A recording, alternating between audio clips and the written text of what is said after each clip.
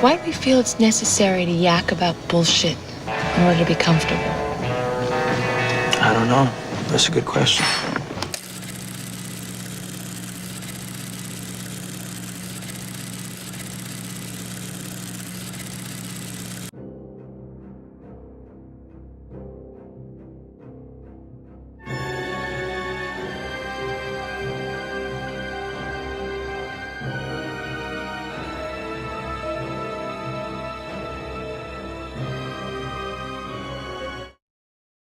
Welcome back to the channel, everyone. That's right, I'm back. I'm finally back. Yes, I've been gone for a little while, and I'm sorry I've been gone, but I am back. It is officially, I guess we're going to call this episode 60 again, part 2, even though you already did episode 60. Yeah. Late Night with the Gringo. You filled in for me. Thank you for filling in for me because I was basically self-deported. We'll get into that in a minute and to figure out, tell you what went on with that. But I am so happy to be back. I am just getting over a cold as well, so pardon my voice. It's what happens right now, I guess, when you do air travel. It's just, they're just flying germ tubes, and you come back sick. Yeah. And that's the way it happens. Well, so you passed it on to me, Gringo. I did pass it on to you, which I am very sorry. Yeah. As I haven't passed it on to your mother, which I'm very grateful that I haven't passed it on to her, because that would make her miserable, which makes everybody miserable. Yeah, I'd just be locked in my room by that. Yeah, at that point in time. So, but yes, we got lots to talk about. There's a lot of stories where I want to get to. We're probably not going to get to, but there's a lot of stories I do want to get to today. Things that happened in the news today. But first off, I do want to just kind of explain why I was gone. I make it no secret that I live down here in Mexico.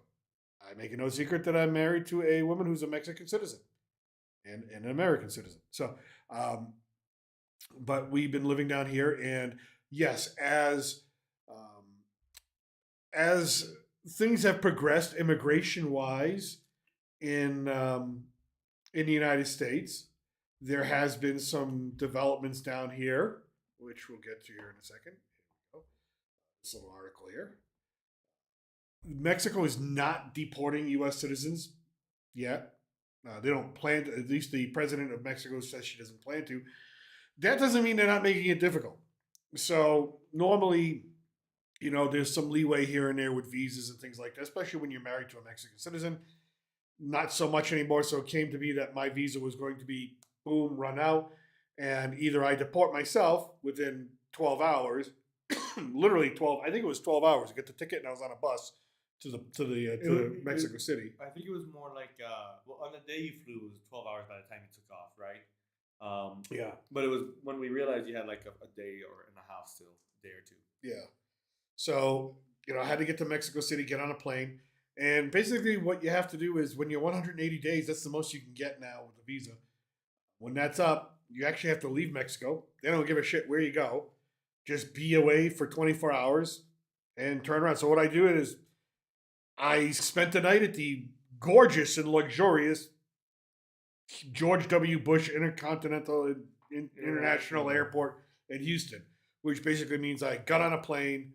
Well, I got on a bus to go from here to Mexico City, stayed at Mexico City Airport overnight because I got there so early, so late, and it's just the best thing for us. So that was nice. They have nice floors there. But the McDonald's is open 24 hours inside the terminal.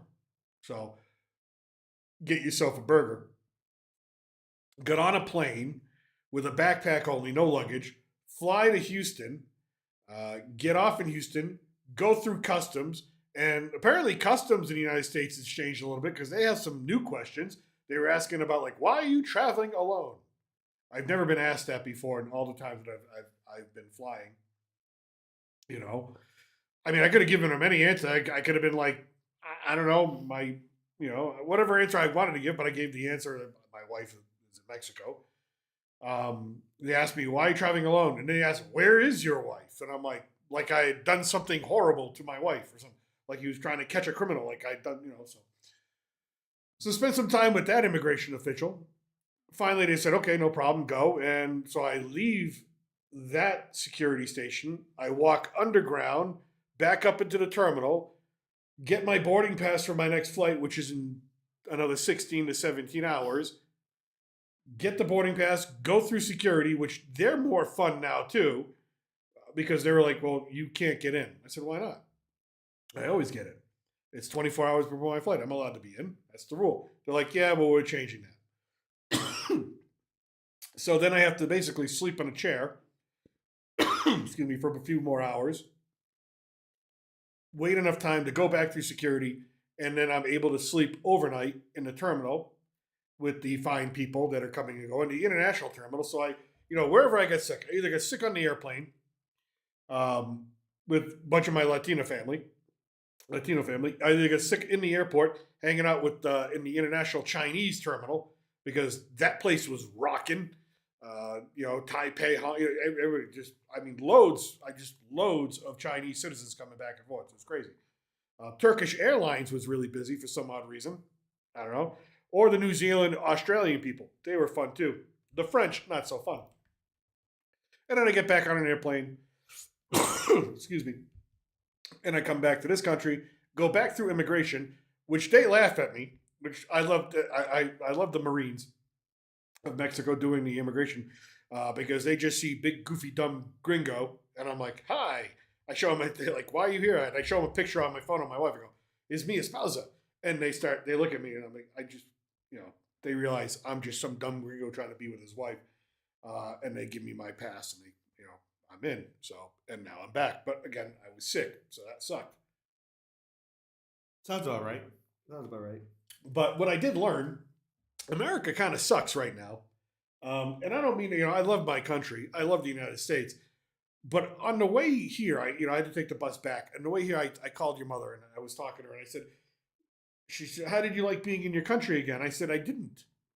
And I thought I would. One, everything, the food there, when you eat in another country where everything's organic naturally, because we don't use chemicals most of the time down here to grow anything. Well, when you go back to the United States, everything is processed. Nothing tastes right. So that was interesting. Everything is so damn expensive. When did a friggin' breakfast sandwich and a medium coffee from Dunkin' Donuts cost $18? I don't care if it's the airport prices or not. That's ridiculous. Is that what we're paying now in the United States? I guess so. I mean, when you told me the prices, I was honestly quite shocked. Do you know what I paid for my? Okay, I got a basically a Big Mac, a fries, and a Coke today in Mexico. You know what I paid? $5. Really? $5, and it's healthier because it's cooked in natural oils or basically what they call beef fat or whatever they call it, right? And then I called. I said to your mother, it's the country of no. Everyone there, you ask for help, you ask them a question, you ask them this, you ask them that. Everything's no. No one wants to. Everybody seems bothered. So I don't know what's going on in the United States. Maybe it was just Houston. I don't know. Usually Texas is a pretty friendly state. But I don't know. If anybody out there in the United States wants to let me know what in the hell happened over the last few years to make everybody so damn miserable, I really would love to know, because it was like, get me out of here. The friendliest people in the airport were me and the rest of the Mexicans leaving to come back to Mexico, And it wasn't even a political thing. It was just, we would talk. I would talk with them and they'd be like, it's not fun living there. It just doesn't seem fun. It doesn't seem enjoyable. And, but hey, again, that's me. That's my experience. You might have a totally different experience out there, but I'm legal again. I'm legal. And I mean that in every single possible way that I could mean it. I am a legal. You are a legal gringo. I'm a legal gringo. I am now legal gringo. I should have called this show the grumpy gringo instead of the reluctant gringo. You're not really that reluctant. You're just grumpy. Yeah. I am. Your mother says I'm growing grumpy. Did turn 50. But yeah, so it's not. This is not true. That Mexico is not deporting U.S. citizens. They are making it more difficult. But here you go. Here at the bottom here. The number of U.S. citizens who live in Mexico illegally is also unclear. There are certainly, first of all, there's like 1.6 million U.S. citizens that live in Mexico for one reason or another. Legally, they live here. But as far as illegally, we don't know. Who live here for extended periods without applying or obtaining residency. But their presence in the country will not typically be unlawful unless they've overstayed their visitor permits, which again, they've tightened up. That's what I talked about. You go for up to 180 days. That 180 days. Again, if you're just a regular person, 180 days is real important. Again, I was I'm married. I'm married to one of you people. Help me. You know, I'm one of them married. I thought being married, like in America, that's how it works. You know, you marry and that's how it works. So everybody who complains about immigration in America being like too strict, you're full of shit. Number one, it's really it's a lot harder living down, getting immigration status somewhere else in this world than the United States. The United States is a cakewalk. Let me tell you something. It's you fill out a few forms, you pay a couple of, you write a couple of checks for those forms. You take a couple of oaths, maybe a test or two. You learn that you learn things like George Washington, first president. You learn like Civil War, slavery, bad. You learn those things. You're okay. So it's a lot more difficult in other places in the world. So, but I'm here. I'm really glad. I missed you. Missed you a lot. I hate being away from you guys. You missed me? Of course I missed you. Oh God, what? I'm joking. I mean, joking. Did you miss me? You were you like having a good, like you had the whole place to yourself basically? it was that part was kind of nice, but at the same time I was like, I don't have no one to beat in baseball, so This is true. I was like, this is rough. It is a little rough.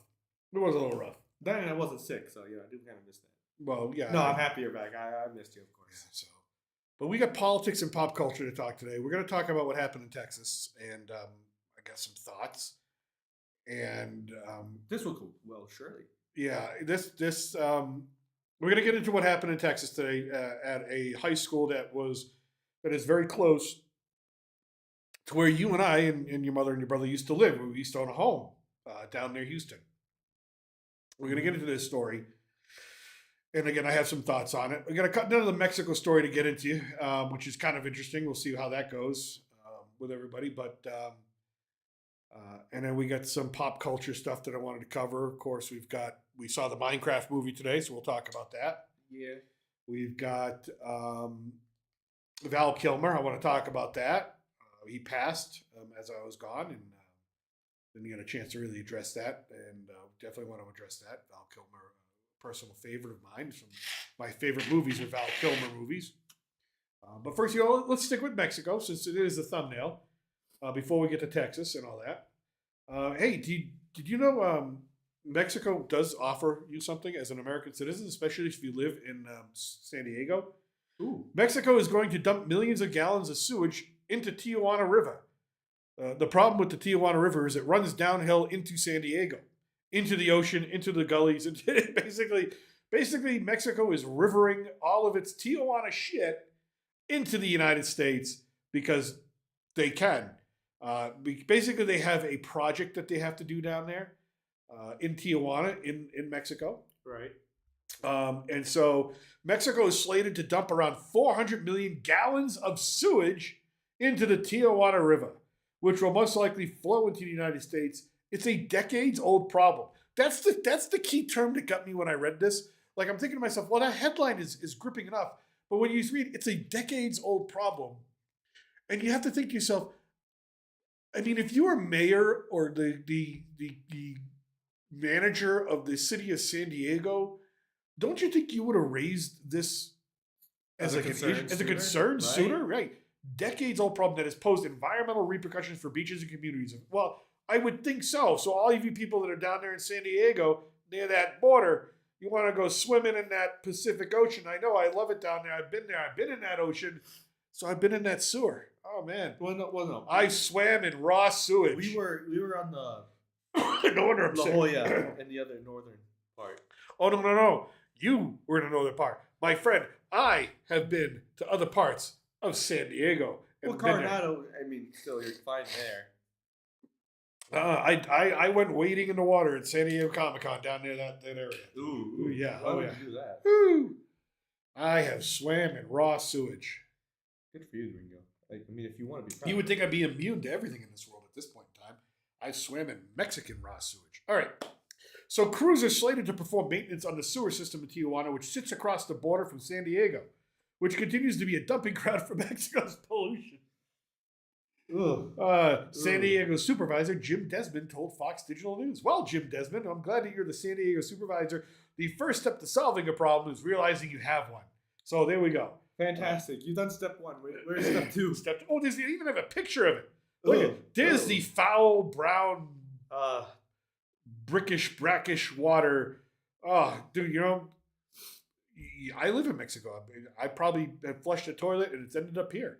No, it's north. That's way That's north. true. That's way north. Okay. Also, doesn't the river travel southwest? It doesn't travel up. Yeah, it does because it runs downhill towards San Diego. So where they dump it at the point where the river runs downhill into the United States.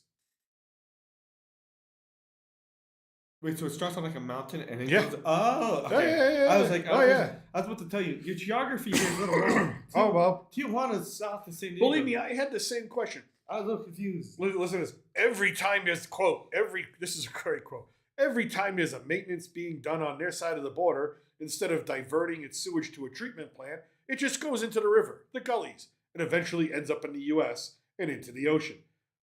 Well, you've been allowing them to do it for decades, so of course they continue to do it. They put the sewage into the big drainage ditch called the Tijuana River that flows downhill and unfortunately downhill into the United States. Yeah, not looking great. The beautiful town, the beautiful city of San Diego. If you're swimming in those beaches later this week, just know that you're swimming in some Mexican's meal he had that he expelled. Instead of rerouting the sewage, Mexico has decided to make it a U.S. problem.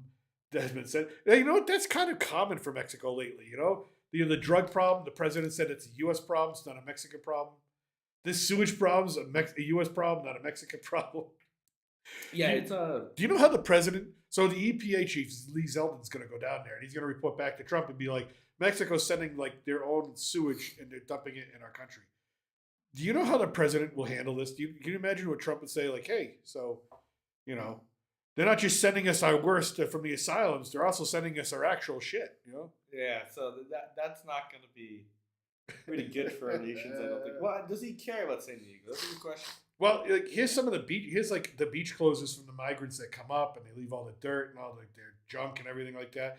But this will be interesting. On Tuesday, Lee Zeldin, who heads the EPA, said he plans to visit the border of San Diego to address issues pertaining to the disgusting Mexican sewage flowing into the U.S. sewer.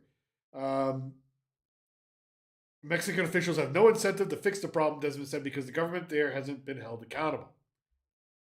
Well, I really think it's time for federal action and even some type of repercussions for those actions.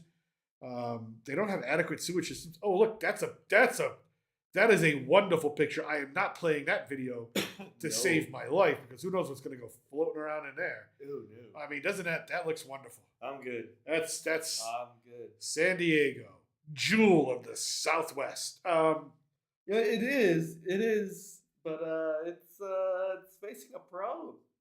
Oh God. The Tijuana River flows right behind a shopping mall on the U.S. side of the border, which poses health risks for local residents, you think.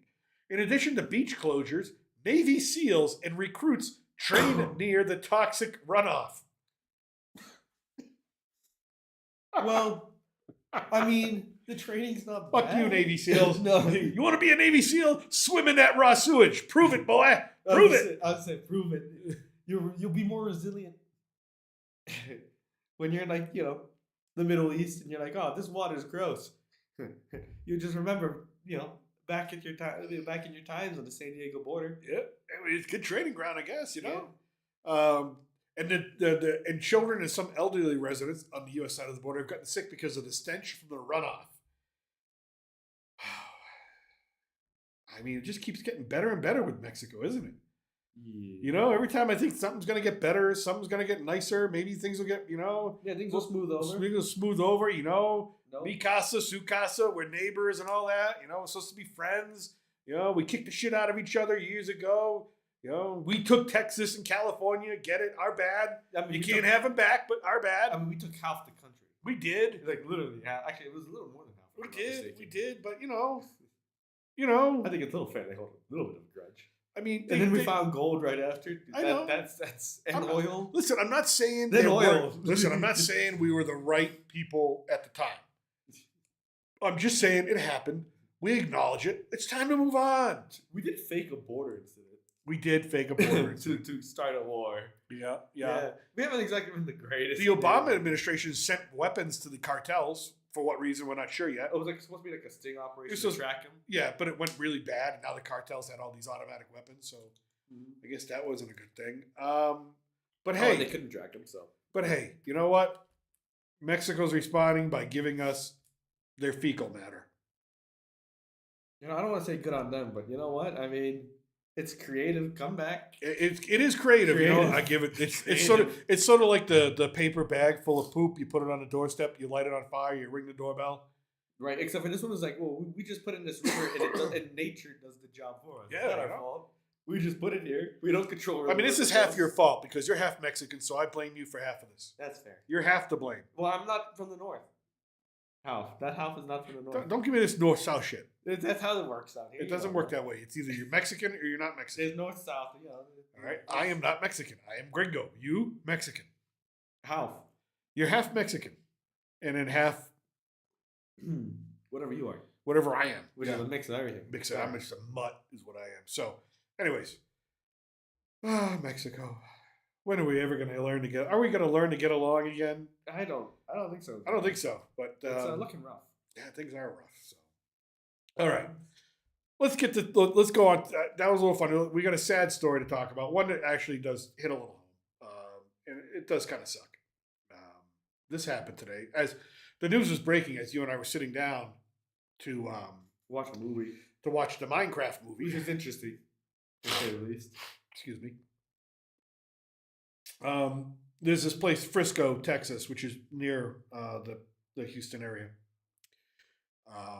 So 17-year-old Austin Metcalf was killed after an altercation at a Frisco track meet turned deadly. So basically, here's the long and the short of it. This track meet was delayed between these schools. Austin Metcalf, who is a twin brother of Hunter Metcalf, who was also at the meet. Apparently, there was a dispute between Austin Metcalf and another student from another high school. Is he named? Or no? Yep, his name is I'm not trying to put people's. Carmelo Anthony, 17-year-old Carmelo Anthony. We just report the news. We're not exactly trying to. Excuse me, negate data. Austin Metcalf was a junior at Memorial High School in Frisco.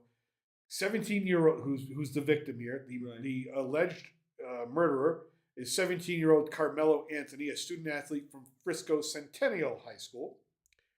And there was a disagreement about who was sitting where. And the best way to end this argument, I guess, was for, and again, this is all alleged, this just happened recently, was for 17-year-old Carmelo Anthony to stab in the chest Austin Metcalf. And Austin Metcalf died in the arms of his twin brother, who was desperately trying to stop the bleeding but could not. So Carmelo Anthony, who is a 17-year-old himself, has now been arrested and will be most likely charged with second-degree murder. First, because I don't think you can call it premeditated. First-degree murder is premeditated. But you have two 17-year-olds who are... Why do you have a knife at a track meet?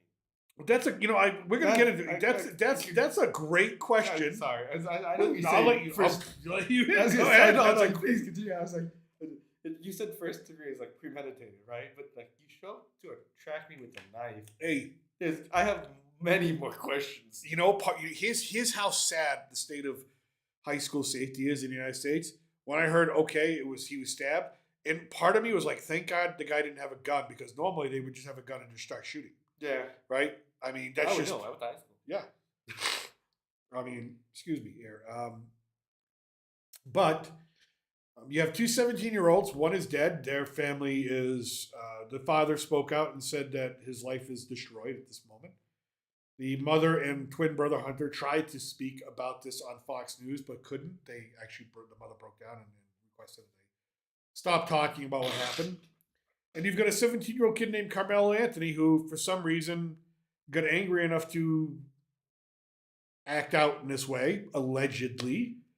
And I mean, his family is no more, I can't say more devastated, a little less devastated. They're probably going to lose their son for 20 to 30 to 40 years, if not life.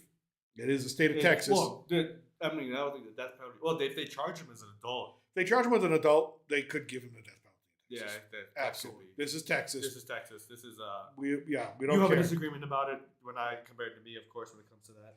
Yeah, I am. I always tell people, listen, I'm pro-life, but I'm pro-life on both sides. I think I'm pro-life when the baby is born, when the baby is not yet born, and I'm pro-life when I don't think the state has the right to take a life.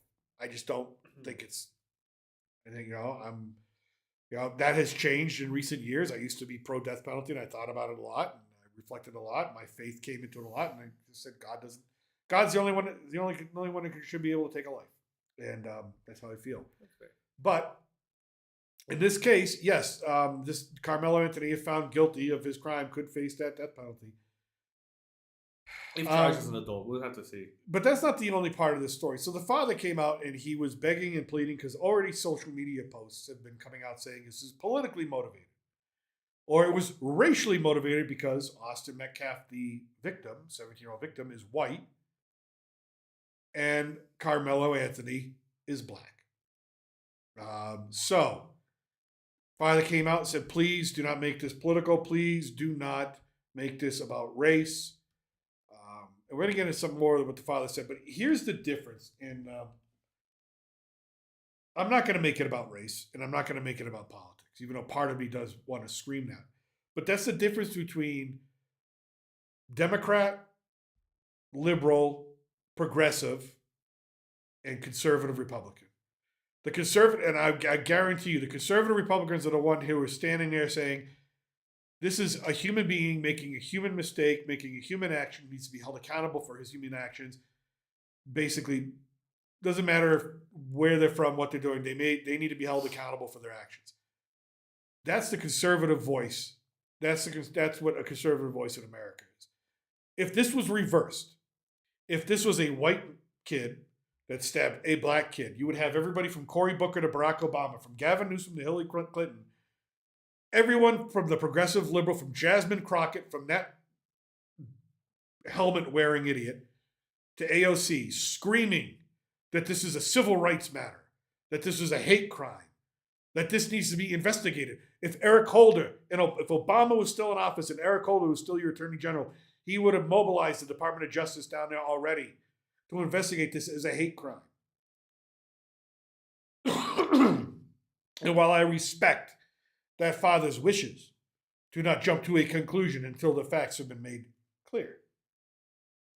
I do want to point out that that type of perspective, that type of thinking does not exist in the liberal progressive wing of American politics. This would be, if these roles were reversed, this would be flashed across everything. CNN, MSNBC, NPR.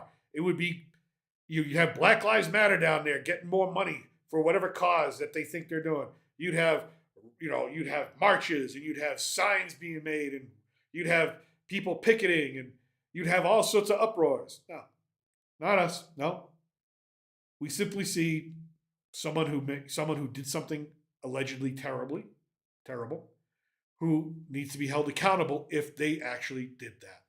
Doesn't matter if they're black, white, yellow, red. Don't care. Really don't care. It's about anger and violence, And if it comes out that is the reasons, if it does come out later on that something was said politically or racially, then we'll deal with that then.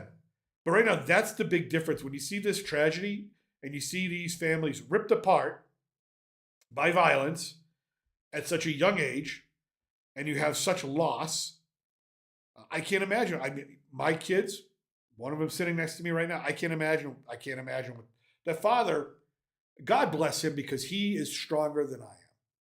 I guarantee you that. Because he came out today already and he says he has already given forgiveness, not because he needed to forgive the person who allegedly did this, but he needs the forgiveness to be able to move on with his life. He needs to give that forgiveness to move on with his life, to take care of the other members of his family, to be able to stand up and be a dad again and move on, even though I can't imagine. I don't know. I guarantee you, if the gentleman sitting next to me, if this happened to him, or my other, who is few thousand miles away. That happened to him. I don't no.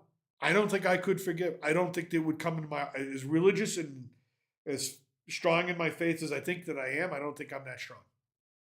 So God bless him. And that's why I think I will continue to wait and see on this, with the exception of saying if these roles were reversed, you would have an absolute media frenzy stoking the racial fires on this. And that's what I got to say about that. I don't know if you have anything to add. You've been. I mean, it's a terrible tragedy. I think we haven't confused also the location. Fresco with another Fresco. Frisco. Frisco. This is Dallas area, not Dallas area. Sorry. Okay. I was just trying to make sure because I was like, is it Frisco or Fresco? You know what I mean? Yeah, I was a little confused about that, but still. But back on topic. It's a horrible tragedy. I mean, especially for the family. I mean, I have a brother. I can't imagine being in a situation where either one of us is in each other's arms and dying. That would be horrific for me to live out. I don't think I'd ever get over that. So, I mean, for even the son to also do an interview today with his mom and actually recount the tale, very difficult thing. And I saw that and I was like, oh God, this is horrible. Now, of course, this is all alleged still at this point, but it looks like they're pretty certain that he did it, from my understanding. It's a tragedy for both families. I mean, more for the victim, right? Because this should never happen, especially if this is just over a seat. Over a seat. I mean, the stupidity of these two. Not just I say two lives. It's not two lives. You've got a brother, a mother, a father, and you've got a deceased son. There's 4 lives there that are destroyed forever. Right. That'll never be the same. You've got the alleged perpetrator. I'm sure they've got a mother or a father. I'm going to assume they have a mother and father. So you get 3 more lives there if they even have any siblings to grow up with a sibling in jail. Right. There are lives destroyed that will never be the same. I mean, over a seat. Yeah, over a seat. I really do. Yeah. Think that needs to be investigated. I think because motive there is just like, I can't comprehend that. And if it truly is just because there was discrimination, I can believe it. I can absolutely continue. Because I have more faith in people that I think there'd be more reason. Of course, I've heard of stories of more ridiculous circumstances when it comes to murder. But if that truly is the reason, it's a tragedy. It's a lesson to be learned of one, walking away from a problem, because this should never have escalated to that. If it escalated to a fight, sure, I mean, still terrible, but like a fight, as childish as it is, would be preferred to this. I think they need to investigate why he had a knife at a track meet. If it was somebody else's knife and he grabbed it, if he had it with him and this was premeditated to an extent for like protection reasons. Why the school didn't check the bags, which I think they're gonna have to start doing that now. They're gonna check persons for weapons, because now you can't. In high school, there was an incident where there was a shooting in another high school. What, an hour away from where I was? Yeah, if I remember correctly, we went to lockdown, and we had metal detectors at our doors wherever you entered. Right. I can't imagine that people thought somebody would enter a school with a knife, never mind a track meet, and intend to do harm with it. So that tells you a lot about the safety in schools, and that's not just going for Texas. That's going for, I think, every state in the country now from this moment on. I think you should take this as a moment to learn. And also, I don't understand where common sense went in this situation. It's common sense did not prevail. I can believe it's over something stupid as the sea.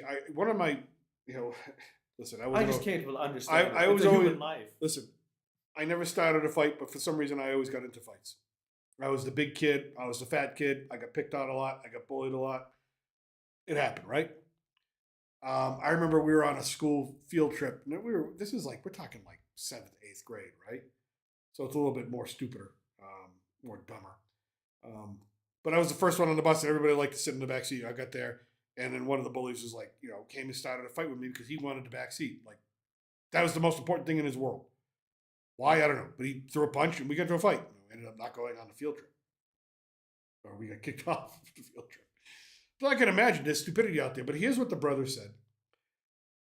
Hunter Metcalf, the brother who's still alive, recounted the unthinkable tragedy on the Will Kane show Thursday. He explained that the brothers noticed the suspect near their team tent, so he didn't belong near their team tent. When the brother tried to question the suspect, the situation escalated. My brother stepped in. He started being how he always is. We're just brothers, just having my back. Things started getting more like higher intensity, and the kids said some like aggressive stuff, like reckless stuff. And Austin tried to handle the problem, Hunter said, recounting Austin's final moments. Quote, I whipped my head around, and then all of a sudden I see him running down the bleachers, just grabbing his chest. I put my hand on there, tried to make it stop the bleeding. And I grabbed his head and I looked into his eyes. I just saw his soul leave, and it took my soul too. Last thing he said.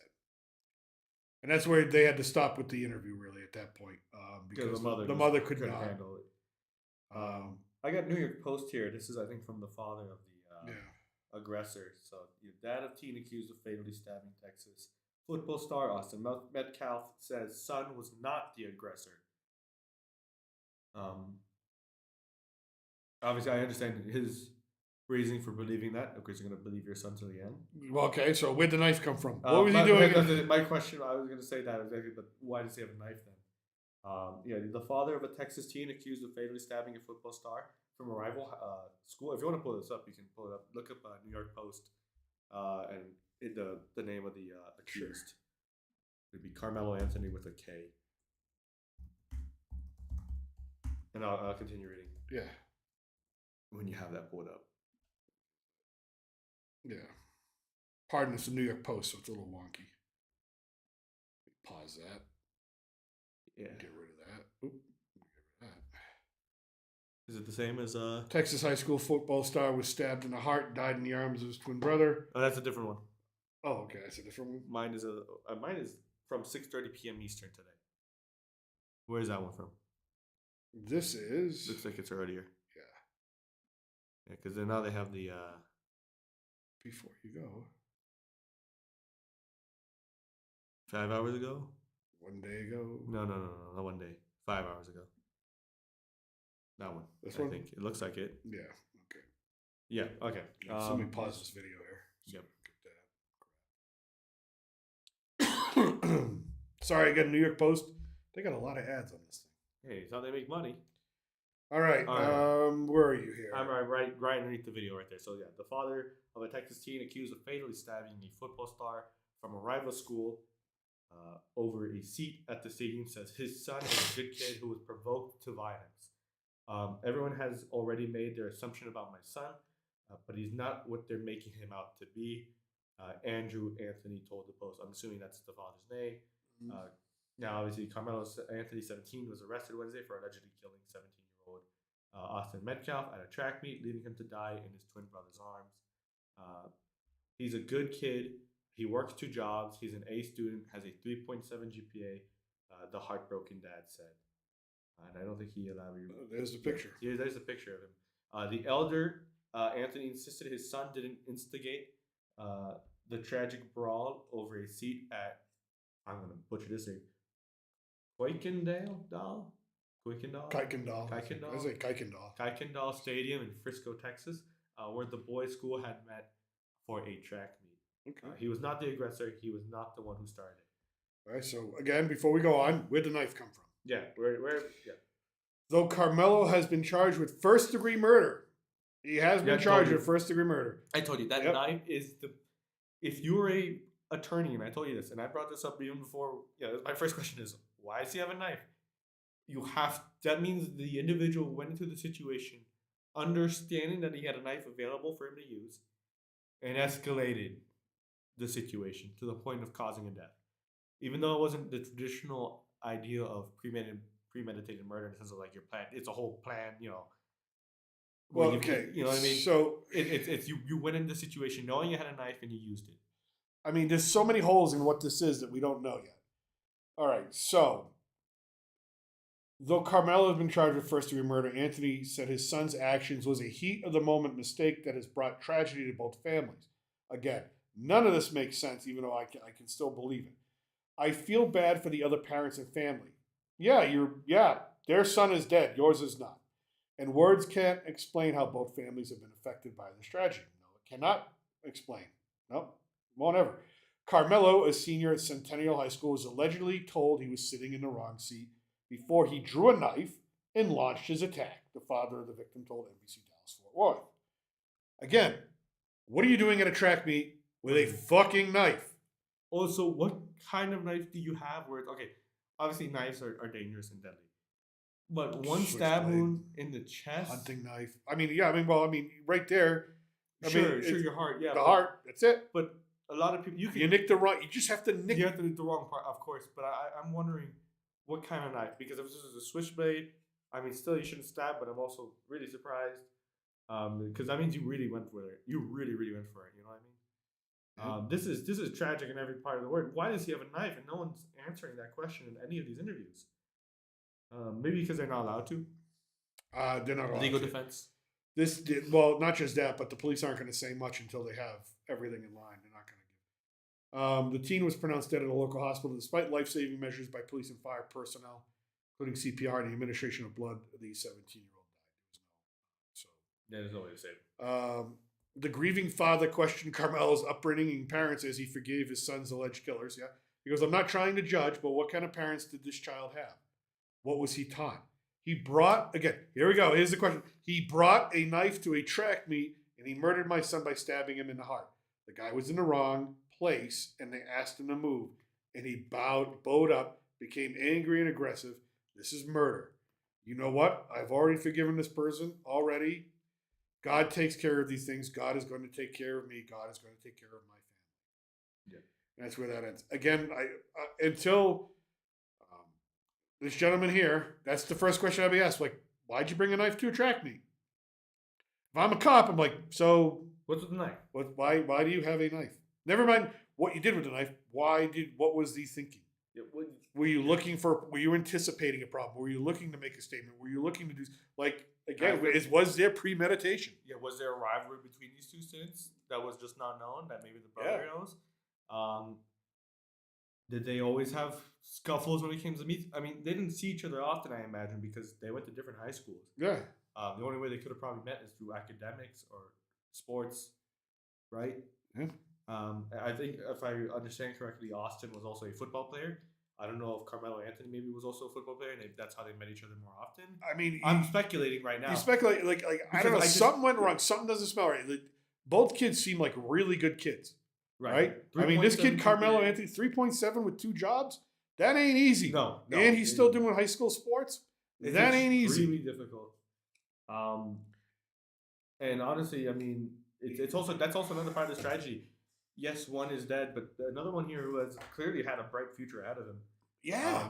His life has been, he threw away his life. Allegedly, he's thrown away his life. Yeah. Now, like I said, of course, it's all alleged. We might find out more details that might turn the story upside down. Listen, this is Texas, and we know how Texas. I've been on Texas juries before. If there's not a dramatic change in the narrative, right? Like, unless Austin pulled a weapon himself, there's no jury in Texas that's not going to convict this kid. It's just not going to happen. Unless there are like stimulating circumstances, that could be understood as to why he was forced into a fight or provoked. This is looking at like the highest punishment you could probably get, because this also has to be, I hate to say it, this has to be an example to the other high schoolers in the state, never mind also the country, right? There's too much goddamn violence. There's too much violence. You have to listen. You have to also understand that whatever ruling is made on this is a precedent set for not just Texas but other states when it comes to incidents like this. When I was a kid, when I was in high school, I don't know. I don't understand it. You know, I've read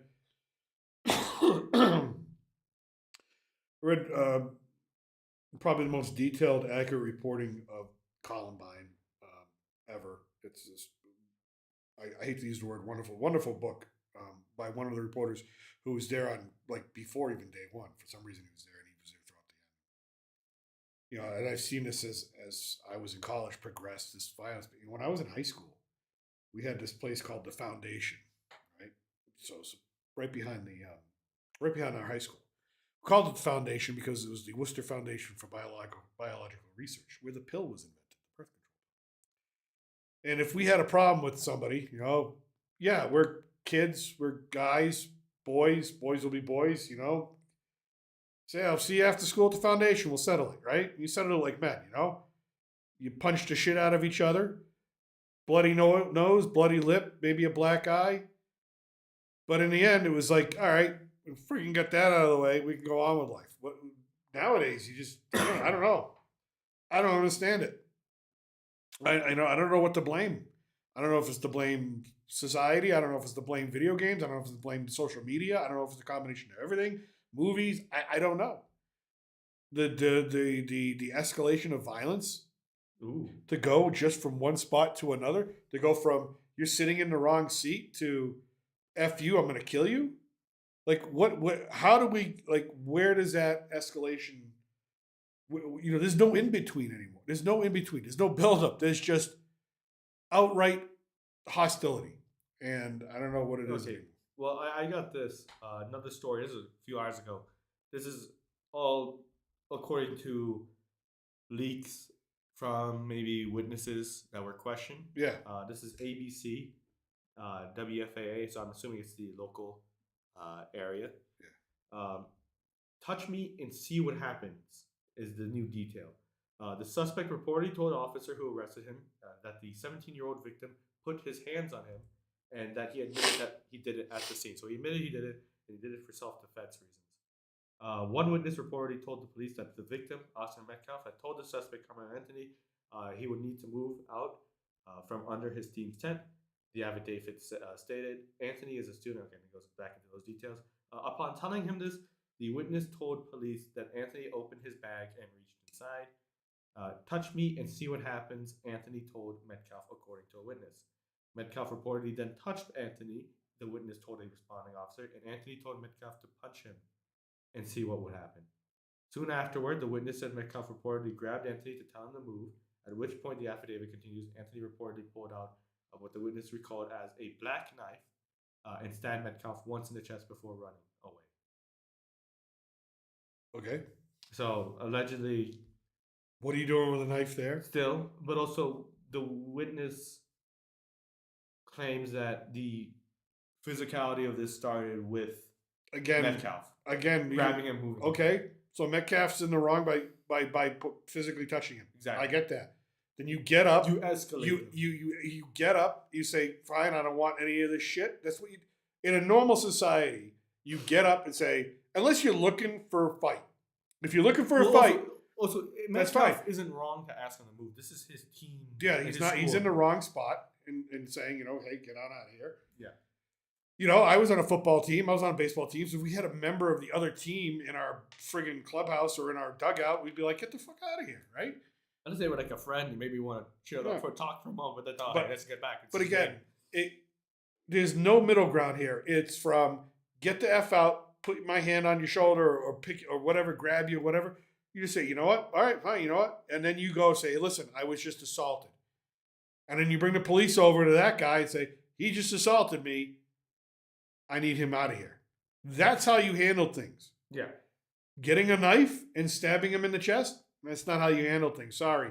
You made a bad mistake. And now you're going to pay with it for about 20 to 30 years of your life.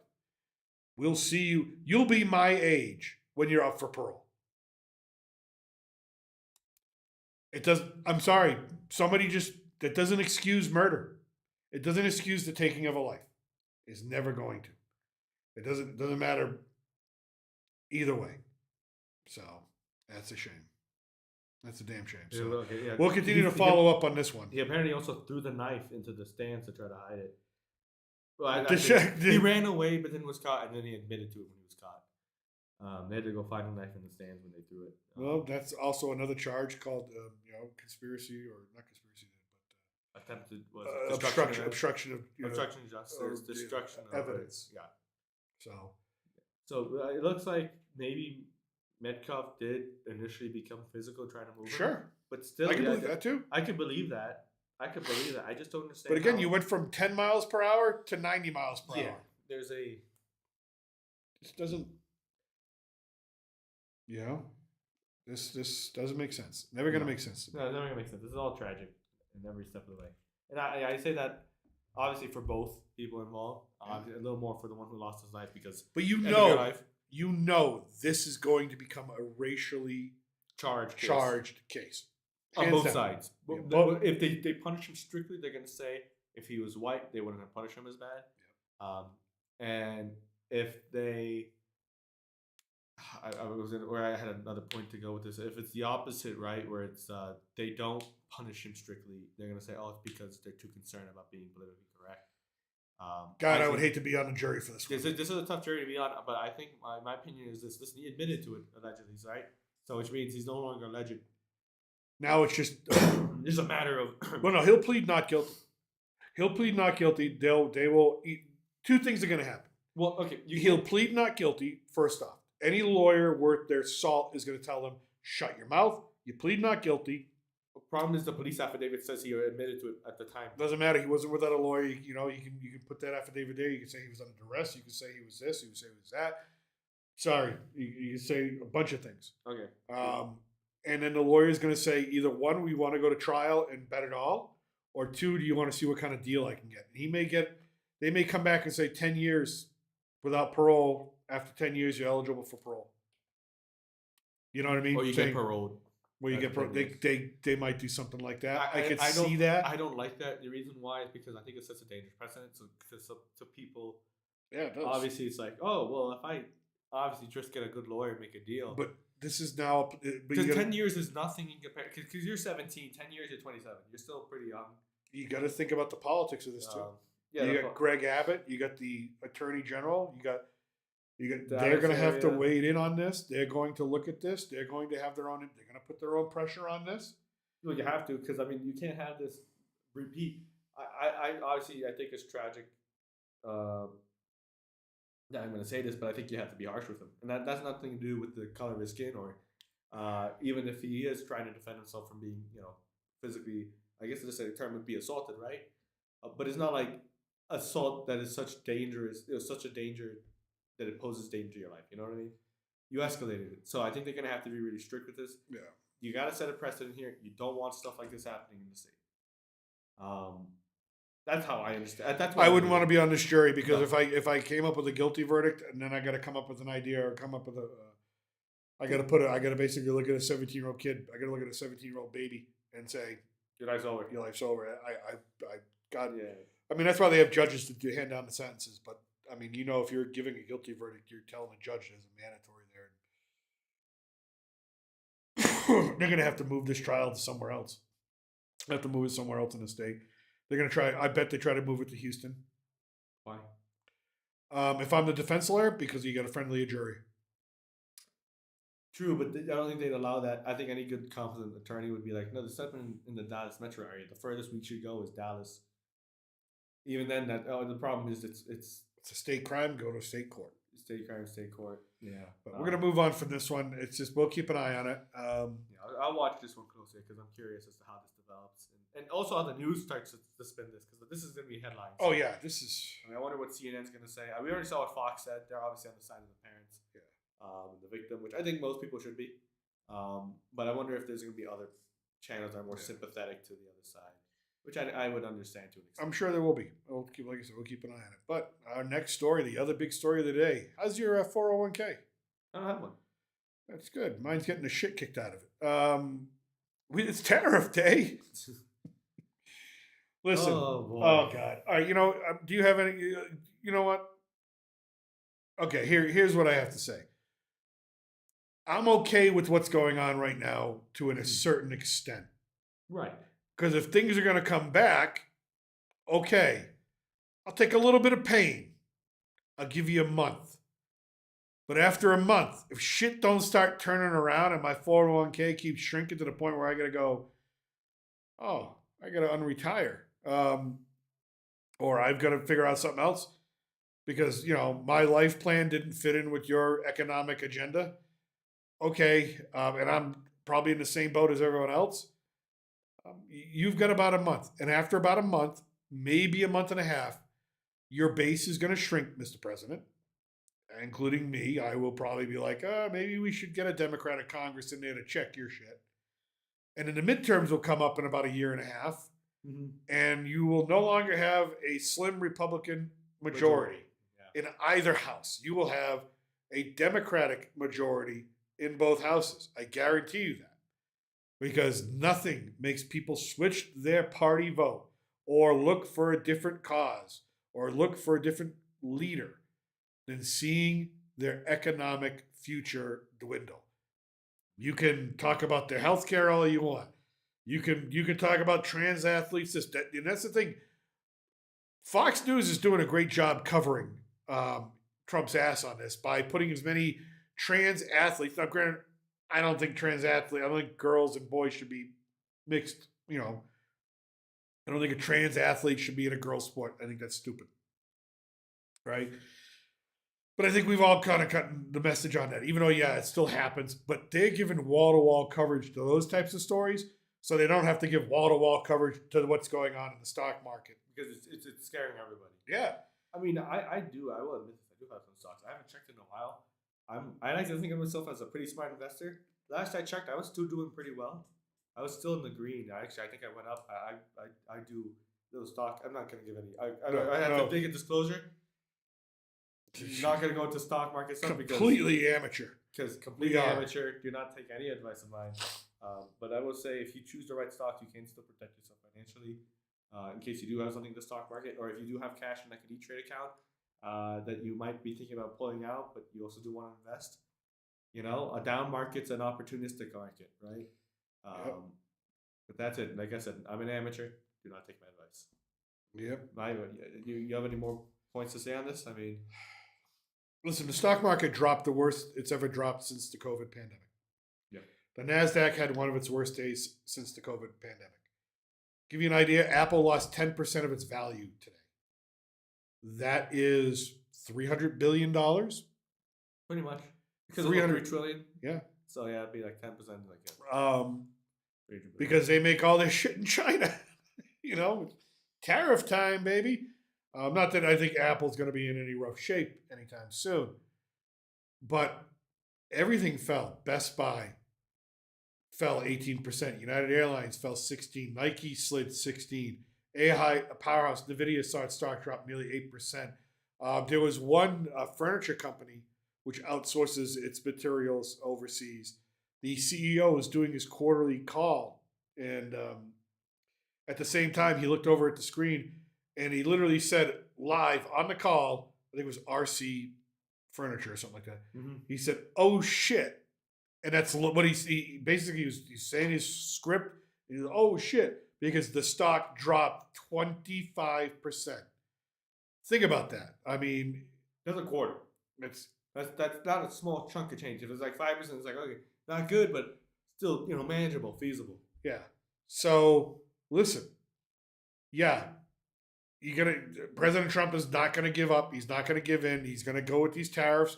He's all in. But he's got about a month and a half before start to see things turn around. To start to give good, and people don't want to hear about, well, this company's going to invest this, which is great. That's awesome news. We cover it here. Mm-hmm. We cover it here when we try to cover the big stories on both sides. Yeah, we cover it here when things are really positive with some of the things that he's doing. And normally, look, I think he's right on border security. I think he's right on immigration and most of the things he's doing. I think he's right on tax. The hell out of. Yeah, we are. He's not wrong. Yeah, I think this may be a better way to go address this. Yeah, but here I think there was a better way to do this. I think the whole blanket. This was, they made it sound like they came out today. The economy is like a patient, and they're just coming out of surgery, major surgery. So yeah, they're not going to be able to get up and walk around yet. Okay, listen. This wasn't a scalpel. This wasn't a fine-tuned instrument that was used to go through the economy. This was a sledgehammer. Yeah. And it pounded the economy. Now, overseas markets also slumped.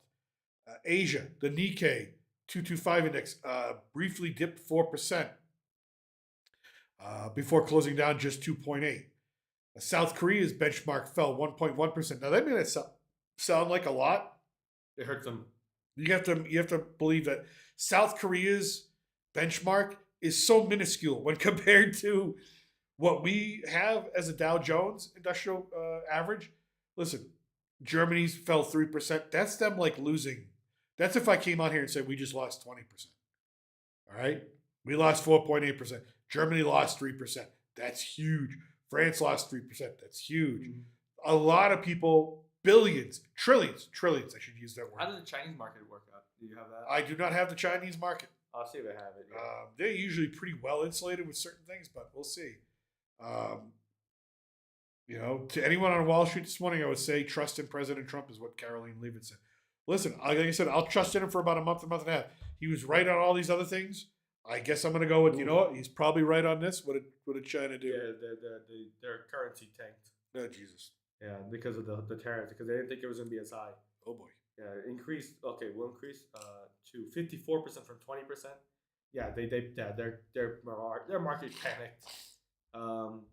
Their blue chip index only dropped about 0.6%. Their Hong Kong dropped 1.5%. Yeah, it looks like they're also going to miss their economic goal of boosting it by 5% their entire economy. So they're starting to see the writing on the wall. Yeah, it is pretty well insulated. So 1% is probably more manageable for China than really anybody. But that shows that there is panic within, because it's a market controlled economy. So they're gonna do everything they can to stabilize it. Well, here's the thing: we're in the second quarter, right? Yeah. Okay. The first quarter we had negative growth, correct? Yes. So if the second quarter has negative growth, you know what that means, right? Recession. It means we're in a recession. It means it's an official recession. So I think we're going to be okay with that word recession for a while. I don't know what the second quarter is going to close out as. If you want to look up, make sure I'm correct. Was the first quarter negative or positive for U.S. growth? But I thought it was negative coming off the Biden administration. But that means we're in a recession. Now, does a recession scare me? No, I went through the Great Recession. This is nowhere near the Great Recession. I went through it and I didn't even fully realize it though. Yeah. I learned like a year later. I was like, oh wow. Yeah, that was tough. So yeah, it was negative. 4.6% drop. Okay, so if we have a negative second quarter, we're in a recession, which it looks like this type of. Do we have growth? I don't know. We'll have to see how they measure that growth. If they measure it, they normally do. But that's the definition. I won't shy away from it. I voted for the guy, but if he puts us in a recession, and obviously this would be on purpose, looking for growth in the third and fourth quarters instead of the second. Okay, that's what happens. And he needs to hope that it works out. I think what kind of surprised me, I don't know if we had that story covered. I don't know the details, but I know China, Japan, and South Korea came to the table to try to make a deal to protect themselves from these tariffs because they're so high. Yeah. And I think that was a way to show, hey, we have a united bloc. We don't agree with each other when it comes to politics, but economics, we can get along. And obviously that's a little concerning in terms of U.S. relations with those other two countries. I mean, even China, right? You want a good relationship with every country if you can't get one, right? Well, yeah. Especially when it comes to economics and our big trade partners. But I will say it will be interesting to see if this deal or agreement that they made will actually fall through, right? Follow through with everything promised with one another in terms of staying united, or if one of those partners are going to be more willing to cut a deal with the U.S. prior to the other two getting to the table, which I wouldn't also be surprised by that. They're competing East Asian giants in terms of markets. It doesn't surprise me. What's the thing? It's going to be the first countries to the table with Trump are going to be the ones that win. The last countries that are holding out are going to be the ones that lose. Yeah. That's just the way he is. He made a post about Canada. Yep. He kind of toned down the rhetoric, which I do appreciate. Yeah, the rhetoric is getting. I mean, with Canada and Mexico, listen, I have to agree with a lot of people out there. They're our neighbors. They're our neighbors. And they've been good to us. They've never really. I mean, Mexico's fucked with us a few different ways, but it's not really the Mexican government. They've just been inept to be able to deal with the problems down here that fuck with us in a few different ways. Right. The Mexican government they cannot control the cartels. They will never control the cartels. So to ask them to try to control the cartels just doesn't work. It's not going to happen, folks. It's just they're outgunned, outmanned, outmaneuvered. They're outfinanced. It's just not going to happen. It's just so it's like asking me to go and get in a ring and wrestle The Rock. I can't do it. I'm not going to happen. No. I'm going to get my ass handed to me in about 3 seconds, right? If that. Which is expected. Which is expected, It's right? The Rock. So Canada's never fucked with us. I mean, maybe once during the War of 1812, they kind of like had the mercenary, but that was about it. Yeah. They're the Canadians. Yeah, they're like our buddies. I mean, Yeah. I know we joke around with them being like the 51st state, but in a way, that's kind of how we view them, in the sense of like, oh, they're so close to us. I mean, sure, the whole French thing in Montreal gets a little wary on the skin after a while. I'm like, all right, you motherfuckers, I get it. You want to speak French. They're nice. I get it. They're nice people. I like They're Montreal. nice. They're nice. I get it. I'm not saying, but I want to get along with Canadians. I don't want to be against them. Yeah. Same with Mexico too. I think Mexico's gonna be a little more problematic. I think it should be easier for us to get a deal with Canada. I think we should. I think listen. I don't like the rhetoric being thrown. I think our two countries should be getting along like two peas in a pod, like we always have. Sure. There's no reason to have these crazy disagreements. Sure. Plus, I mean, my thing is like, all right, well, you were in Trump was in office the first time. He created a new Mexico-Canada USA deal. Now he's like 4 years later, he's like, yeah, that stinks. I need to rip it up. I'm like, dude, you just made a deal like 4 years ago.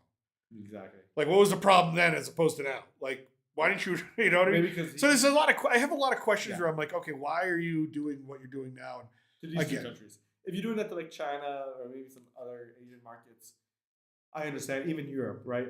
And I lived in Europe. I would completely understand this rhetoric towards Europe. Yeah. Maybe not the whole 51st state stuff, but in terms of like the rhetoric regarding tariffs and taxes and industries, that would make more sense to me.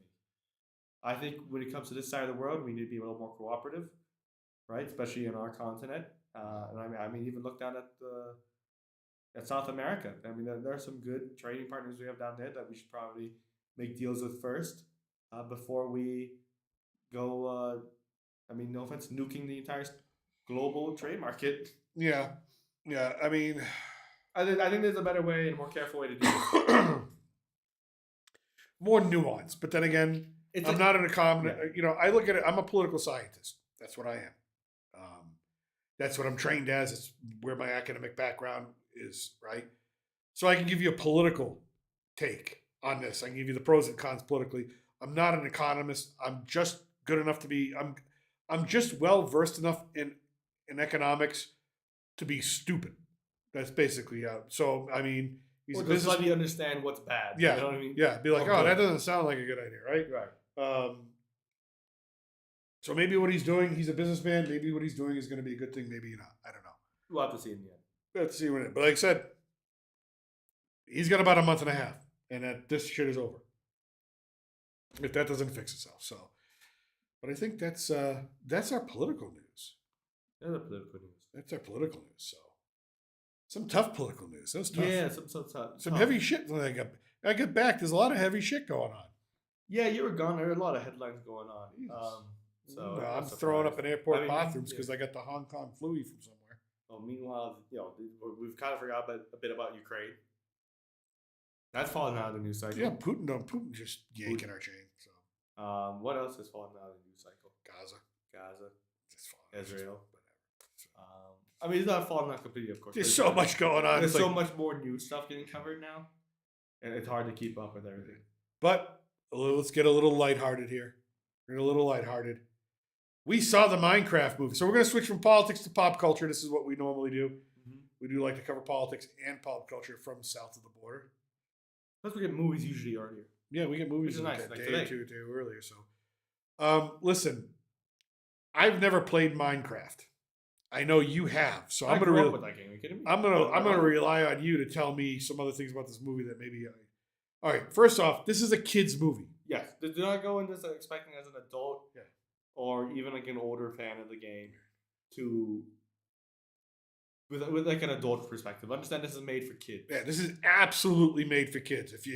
And I mean young kids. Well, there's one part which there's some adult humor that's snuck in. Right, because they understand they're a bit of an older audience. Right. And even some like references to certain things. Yeah. But let's start before the movie even started. Here's what I noticed.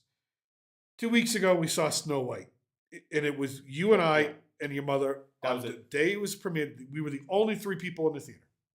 That was it. The day it came out. So I knew from that moment on, I'm like, this movie's gonna effing tank. Mm-hmm. Today, this is the first time I ever used a self-serve kiosk to buy tickets early for a movie because The tickets are sold. The tickets were selling out for their first, in English and Spanish, for the first showings. People were showing up dressed up with like signs above their head, like they were playing the game. Yeah, so if you ever played Minecraft, they had some people in the crowd, which I think was funny. This group of friends, they decided to have their name tags. So they made it into a headband. They had a little name tag of their account for Minecraft. I thought that was cute. Yeah. Some people dressed up like Steve, blue shirt, blue jeans. Somebody even brought like a toy sword. Who's Steve, sword. by the way? Explain that. For the people Steve, who don't okay. play Minecraft, So Steve is played by the gentleman there, Jack Black. Now Steve is. There's no real actual background to Steve. Steve is your default skin for when you start the game. Because you can get different skins to customize how your avatar or your character looks to other people and to yourself, right? But the default skin is nicknamed, or now officially named, Steve.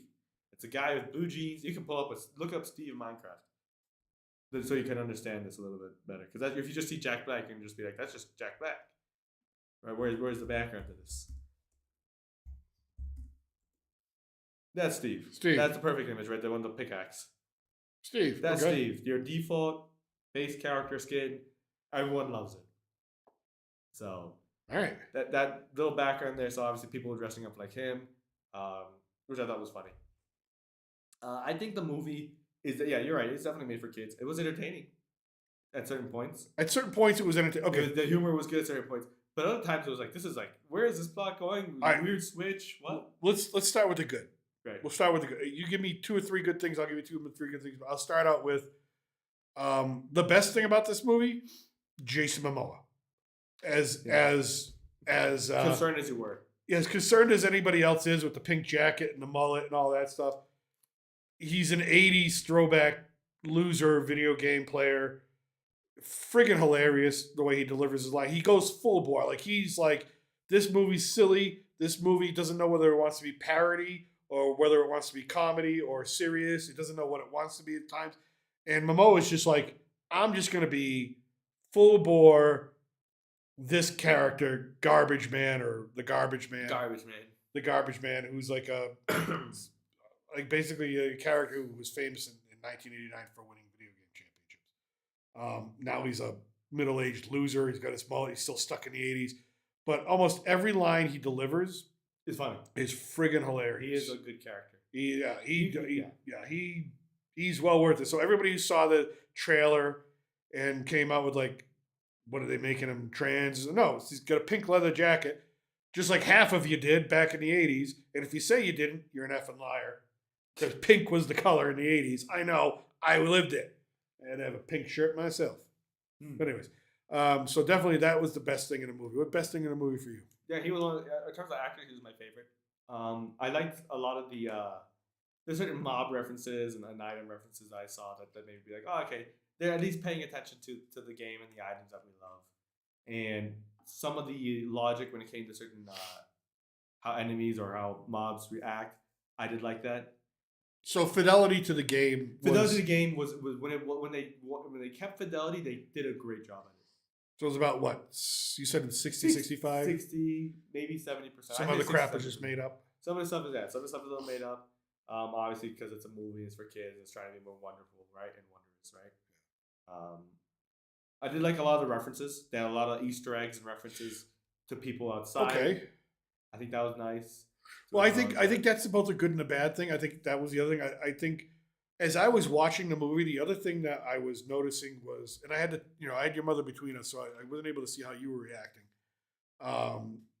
But like certain things would happen, which we'll talk about because we'll get into some spoilers. Right? Yeah, a little bit of spoiler warning here. Yeah, spoiler warning. We're gonna get into it. Certain things would happen on screen, and like groups of the Minecraft faithful that were filling the theater would go, "Oh yeah," and they would people clap during this movie, and they were obviously these were Minecraft diehards that were in here with us. Like we were in with the Minecraft diehards, but things would happen and they'd clap, and I'd be like, I have no idea what that means or why they're clapping because they're being shown something from the game that is a legendary item or something like that. If you go into the movie without knowing anything about Minecraft, you'll be confused. Yeah, so that's why I mean good and bad. If you're a Minecraft diehard, there's going to be some things that obviously that are put in there that you explain to me later. I'm like, okay, that's kind of cool for the legacy of the game. But if you're like me, you're like looking at it going, Why What is should I this? be? Why should I be excited about that? Should I pay attention to it? Does that mean something else? Should I remember that? It's not a game made for people who aren't familiar with the. Yeah, I'm not yeah. gonna say series, but with the game. With the game, yeah. Or I guess the what do you call it? A more official way to call it. The IP. IP, yeah, the intellectual property. That's what I was looking for. Bad things. I'll let you start first with the bad because I'm curious. Because I think you probably share a bit more with me. Well, one other good thing is, I listen. I know this wasn't a good thing for you. I do want to throw it another bone. Is that well, do a couple other good things before we get to the bad. Oh yeah. Before we There's get a to lot more good things. I thought the animation, the 3D animation. I thought I was fine with the animation. After a while, I was fine with it. I was fine with it. I thought, okay, this works for me. I thought it was cool. Yeah, obviously, they put the money into it to make it look as good as it did. Mm-hmm. The young lady, not the young lady, she's from the Peace. If you've seen Peacemaker, the series, you know this actress, and I can't remember her name. And I liked her in Peacemaker. She played Amanda Waller's daughter. I'll look her up right now. Oh, let me see I here. don't know her name. But she is a character in this series. Danielle Brooks, and she basically She's funny. she's funny. She's also funny. really funny actually. I'll tell you, the people. Okay, the cast for the most part is funny. For the most part. For the most part, like They're- well, the girl, the sister? sister, like Yeah, like she's why in. are you there? Yeah, I you didn't really need her. No, you didn't need her. I don't mean to be mean to the actress, but it's just like her plot. She didn't really have like a significant effect on the plot outside of her relationship to would you maybe consider the other main character? Yeah. The kid who Henry, I think it was Henry. Who was okay. Right. Yeah, he did. He did what he was told. He did what he was needed for the part. Right. Wasn't anything spectacular. I wasn't as invested in him. I was more invested in Momoa's character. Yeah. And a little bit more in Steve, and then who's the actress you just mentioned? Danielle Brooks. Daniel Brooks. Those three are like they'll steal the show. Yeah, she plays Dawn. That's the character's name, Dawn. Yeah, she was funny. And again, I enjoyed her from Peacemaker, so I'm glad to see she's got another role. And I hadn't seen her. She does a in anything good else. job. Yeah, she did a good job. There's what's Stifler's mom's name? Jennifer Coolidge is in the show. She's funny. She's funny, but her stuff doesn't take place in the overworld, is what they call it. The overworld. Yeah. All right, her stuff takes place in the real world, where because the two worlds will bleed, and she plays a Jennifer Coolidge character, an older lady who's kind of looking for love in every which way that you can imagine. So it's kind of funny to go back and forth with that stuff. I really enjoyed the part of the movie before they actually. So it starts out, you get like a little introduction to Steve, how we got to the Minecraft world, the pigs and all. So it sets up the whole conflict. Yeah. But then it goes back to the real world to introduce Dawn and Garrett, Garbage Man, and Hank or Henry and Emmy. And that part I found very quirky, very surreal, odd, very Tim Burtonish almost. It was funny. It was funny. It was really off. Yeah, it was really off. I mean, it was off. It was odd. This is an odd movie. This is not a. You wouldn't expect the movie to open that way. Yeah. Or set itself up. But it worked for what it needed to do. Right. And to get all the characters there. So I thought, okay. Other than that, I think we can get to the bad now. Go ahead. Now you like the 3D world animation. There are certain parts of it which I do like. I like how they did the mines, the caves. I do actually kind of like how they did the creepers. That was kind of funny. But some of the mobs, like the villagers, were funny looking. But sometimes I thought they looked like like their skin looked too much like skin. You know what I mean? Okay. And that was like throwing me off. They tried to be a little too realistic with like in terms like with the sheep and the wool being like kind of like looking like hair, and that threw me off because obviously I know it's not what I expected. Yeah. All right. They tried to make it more. They tried to blend it. With, they tried to keep the blockiness of it, but make it realistic blockiness. Give it texture. With the texture, right? I just kind of wish they went more. A little less with the realistic kind of texture. Just a little less. So you thought it should be more 8-bit-ish, almost sort of like 16-bit. You not know what I like- mean? You know what I mean? Just not as polished. Not exactly as like the actual game is. Like when not exactly as the game is, right? Obviously, Yeah. but I think there's a great example. Somebody did a fan version of the trailer, and I think they did a really good job in terms of what fans were expecting in terms of the environment. Okay. So that's my one complaint with that. My other complaint is they did make up some stuff for the story when I thought they really didn't have to. Yeah, you had to explain to me afterwards, like, this was in the story, this is not part of the game. This is this is the story, it's not part of the game. I mean, do you want me to go into spoilers now? To kind of explain? I'll just say, you know what, we'll go into spoilers a little later. I'll just say there are parts of the story that they use for like plot devices and convenience that obviously aren't part of the game. It does throw me off. I understand that it's for entertainment purposes, but it did throw me off. And I thought the direction they chose for like the main villain was weird. In terms of like, okay, I understand another being the enemy. That's kind of cool, kind of interesting. But in my mind, I was thinking, what about the end? That you had your big bad, the Ender Dragon. If you guys aren't familiar, that's like the boss in the game. Even though you don't ever really beat the game, you just keep on playing. But anyway. Here's what I think. I think they kept that to save for a sequel. That's because what I was thinking. Obviously they're setting up a sequel for this. There are two post-credit scenes, and one of them definitely sets up the sequel, which we'll get into it in a minute. All right, worst thing about the film for me, Jack Black, because he's just first of all, I don't need 3 or 4 songs from Jack Black. I do agree. Okay. Holy crap! I agree with you in the songs. I do think Jack Black as a character and Steve was kind of funny at certain points. At certain points, but then he's just Jack Black. He's just Jack Black dressed as Steve. He's cosplaying Steve. Right. That's all it is. And after a while, it's like, okay, I seen him do the same character in Nacho Libre, just with a Spanish accent. I seen him do the same character in School of Rock, just with the guitar around his hip. You know what I mean? It's just this is the same. He plays Jack Black. They just slapped this stuff on him, and it just every time he was like, okay, you're grating on me, dude. Stop singing. I don't need you to sing. I didn't need Jason Momoa to sing twice either, but there it was. But the thing I could have done without the singing. Could have done with a lot of this. Yeah, there is singing. One more thing I just remember. I do wish there was more mining and crafting. Yeah, I'm gonna get to that. Even building. I would have loved to see that more because when you think of Minecraft, that's what you think of. Yeah. I didn't see enough. They did it in the beginning with like Steve's world. Yeah, you get about a minute. Okay, with what Steve does and with what they do during a certain scene when they first get there, and then maybe like a little bit at the end. You get maybe if it's an hour and 42-minute film, you get 2-3 minutes of like actual building and stuff like that. I give it a more 7 minutes of actual Minecraft. Okay, yeah, maybe it went by faster. 7 to 10 minutes of Minecrafting. If you take all of them and scrunch it all together, that's what you're gonna get. But that was my other disappointment. Was like, I went to see a movie about Minecraft, but there wasn't much Minecrafting. It's like when I saw Ghostbusters Afterlife or Ghostbusters Frozen Empire. Mm-hmm. There's no ghostbusting in it. Right. It's like, wait a minute, I came here to a movie about Minecrafting. Aren't you gonna like they did the table and the crafting?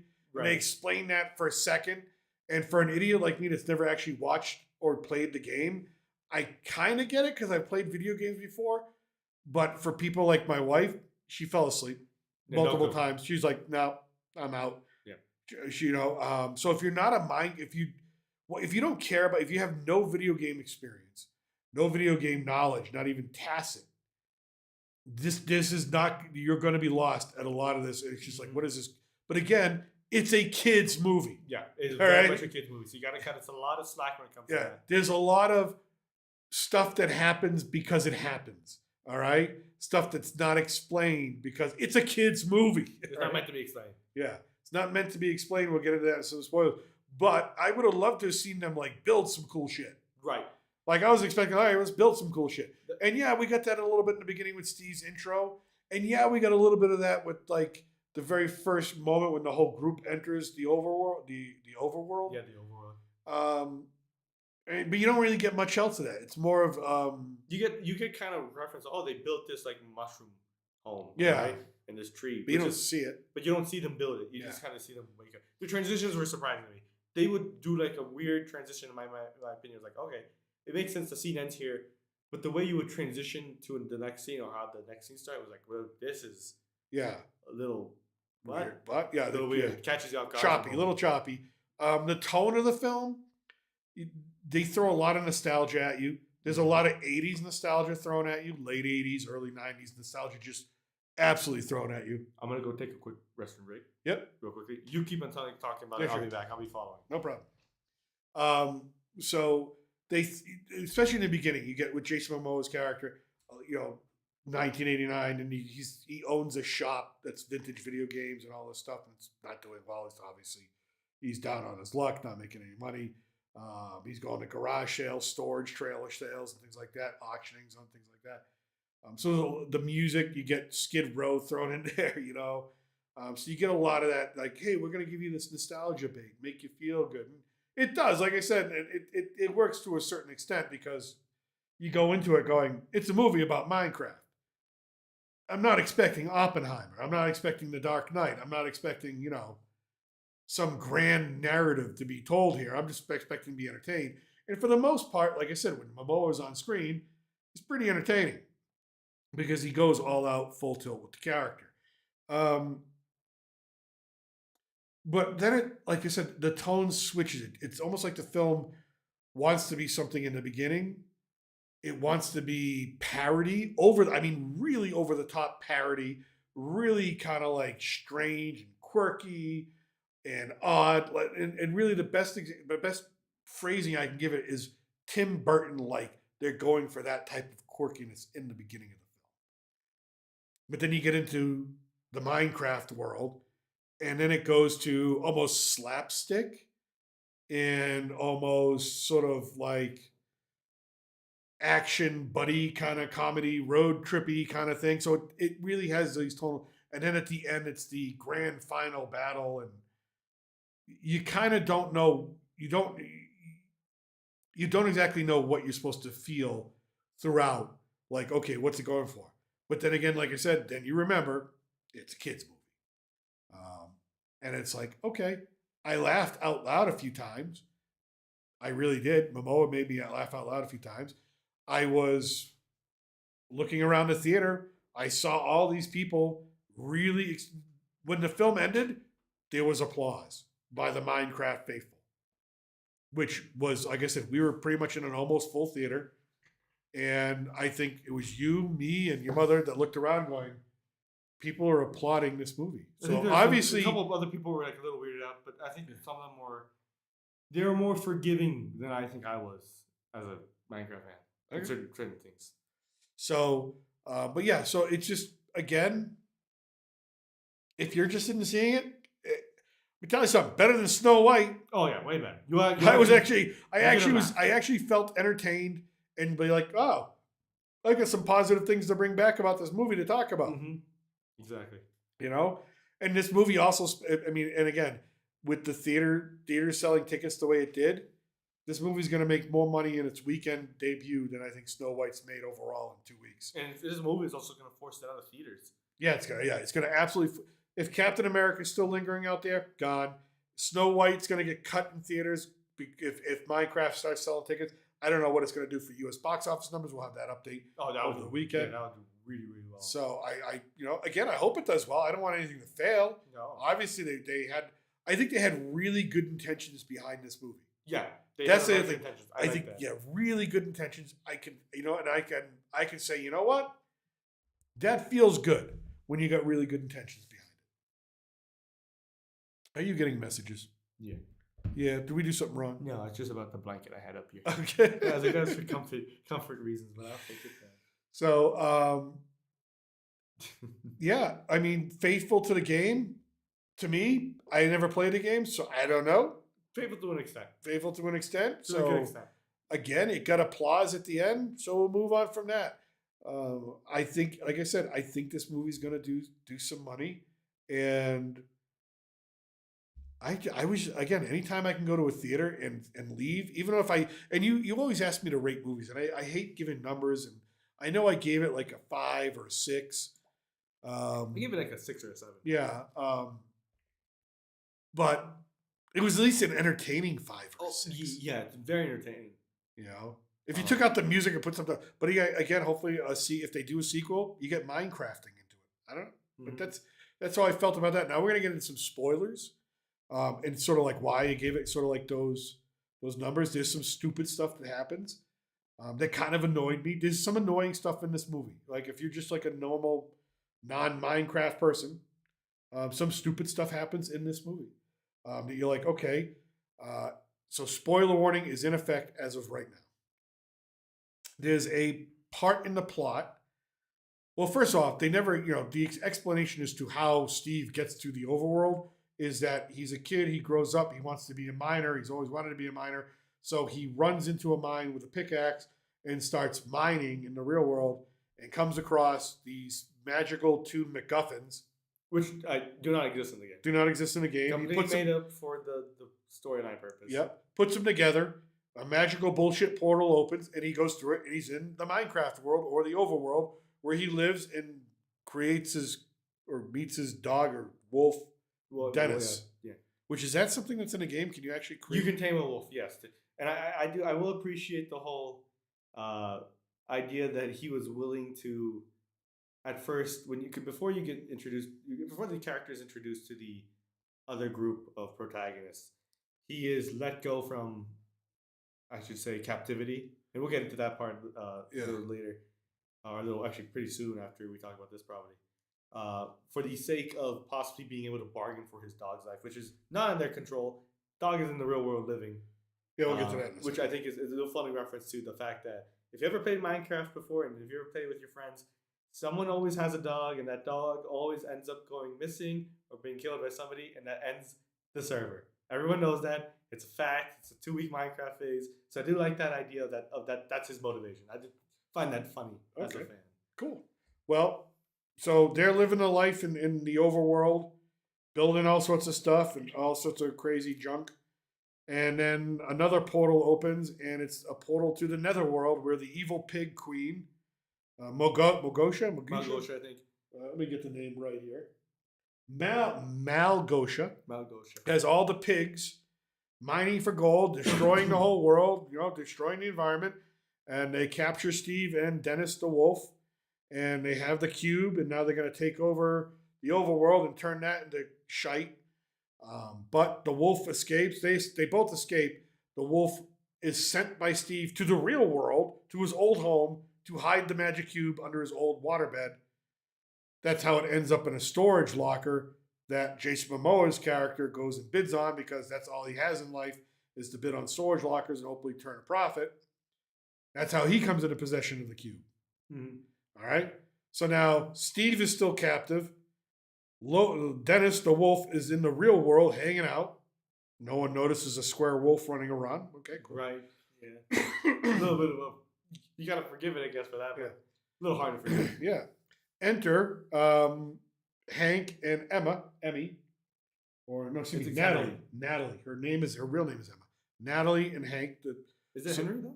Henry. They call me Garrett. The garbage man calls him Hank.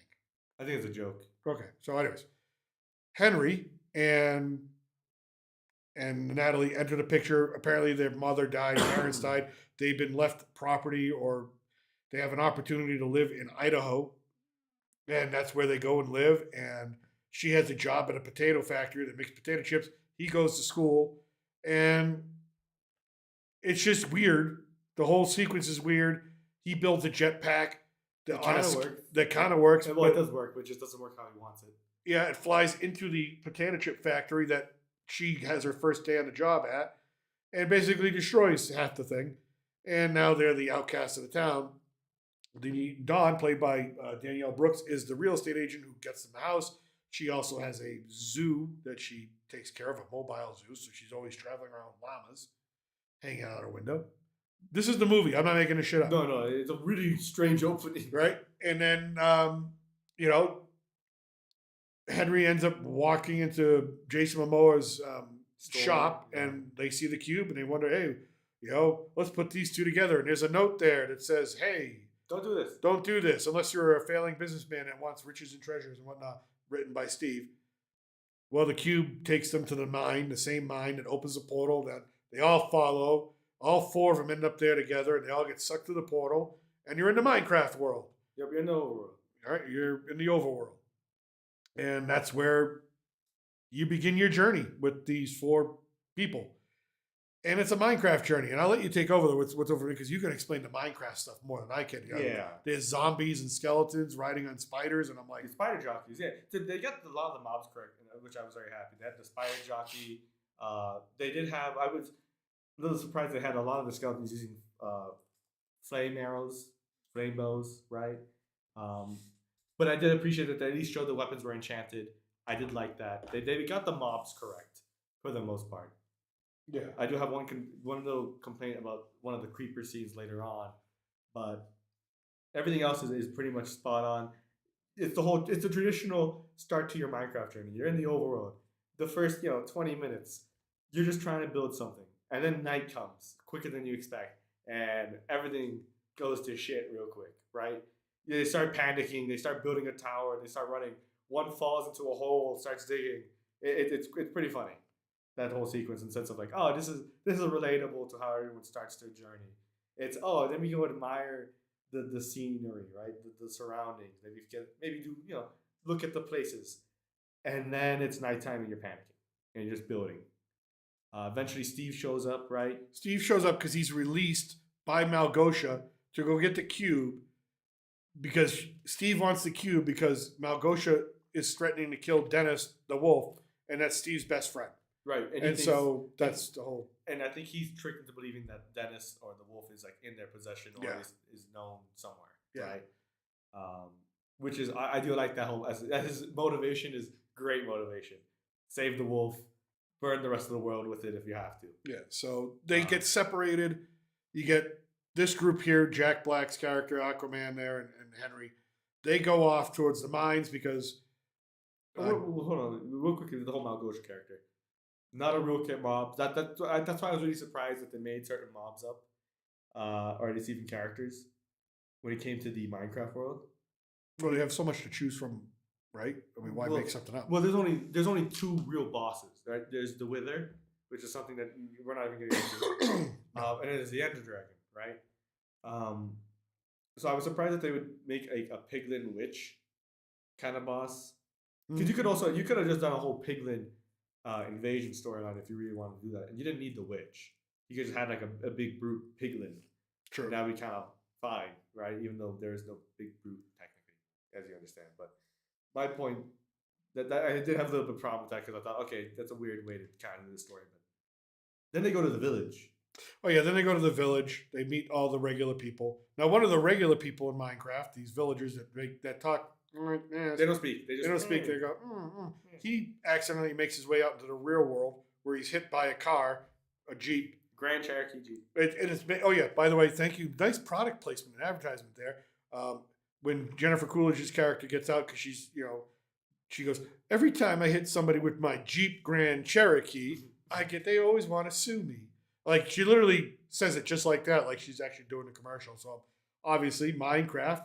Sponsored by Jeep Grand Cherokee. Go figure. And so the two of them they actually go out to dinner. And again, in the real world, you got this blocky looking person who I don't think we have a picture of in this one. No, I don't think so, unfortunately. They're kind of funny looking. They are funny. They are funny looking, yes. So they go out and they have a romance, basically. They'll cut to them in and out of the story. Yeah. In a really weird but also funny way. Yeah, they look like this just as in a the real game, person. yeah, but they make them more. If you look at a movie, you'll probably find it. No, They actually look almost exactly like this. yeah. Look up. There's the bottom left one right there. Ah, There you go. That's perfect. there we go. This is actually from the movie. Yep. This is them. This is what they look like. So you got someone walking around in the real world. Like I said, it's a kids' movie, having dinner and courting Jennifer Coolidge, Stifler's mom, like this. Looks exactly like this. So after he got hit by a Jeep Grand Cherokee. Jeep Grand Cherokee. Jeep Grand Cherokee. Very important detail. Very important detail. They got hit with a Jeep Grand Cherokee. All right. Then after that, you get taking that through the traditional. Oh, here's a Minecraft village. This is how it looks. They built this. I built it. Now they have some funny references, right? The lava chicken, I think, was kind of funny. Okay. So if you've ever played the game, if you ever kind of try to make an automated system with redstone, you've tried at least once to make a automated chicken farm. So you've lost me completely there. See, that's the difference. You're a Minecraft guy. Right. You got the whole lava chicken thing. I'm just like, why are they making a big deal out of Lava chicken. cooking a chicken in lava? Yeah, I'm like, just cook the chicken. You know? Because everyone kind of does it eventually once, at least once. And so it's a funny contraption thing. Oh, they actually made this a thing. The whole system. And then they actually kind of showed it work. That was kind of funny. I actually enjoyed that a lot. They actually had, if you're familiar with any Minecraft YouTubers, you're definitely familiar with Technoblade. They have a reference to him. There's a pig in the village who has a crown. Yeah, everybody cheered at that. Like at one briefly shows point, up. there's a pig that walks across the screen. You see, he tops her And mom and looks. Yeah, he's got a crown on, like he's royalty, and then keeps going. And at that point, people are like, "Oh, oh," and I'm like, You don't understand it at all. I have no clue. Like, am I supposed to pay attention to that pig? I Is that pig coming back? Is that one of the evil pigs? Should we be wary of that pig?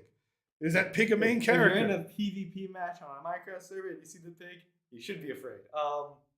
I did like that was a very nice reference to the community because he was a very popular figure before he unfortunately passed away. So I did really like that reference. They acknowledged the impact that a lot of Minecraft YouTubers and just the game has had in general when it comes to entertainment. So I enjoyed that. Yeah, at the dinner scene, right? When they cut to the dinner scene, the waiter, you see the side of his face, but you don't see him fully, is actually Jeb from Minecraft. If you want to look up Jeb, you can give an understanding. I kind of explain that to you. There are like two creators. Well, there's only one real creator in Minecraft. That's Notch. But the other kind of creator is Jeb. He's been there for like pretty much forever. That is Jeb. That guy. He is pretty much. I don't know if he's now CEO of the whole Mojang property or Minecraft. But he does a cameo. He has a cameo. You don't see if you don't know how he looks like, you wouldn't notice it because he doesn't look really in the camera. He's because when he came on camera, people are like, "Oh," and I'm like, well, not everyone. And a lot of people actually missed it if you realized. Well, I heard you and I heard a couple other people, but I was like, oh, there's Jeb. And I'm like, okay. So I enjoyed that. That was cool. The references are cool. I do like a lot of the references. They do a good job of that, trying to connect to the average player experience. So one of the annoying things is they get split up, right? So you got two girls separated.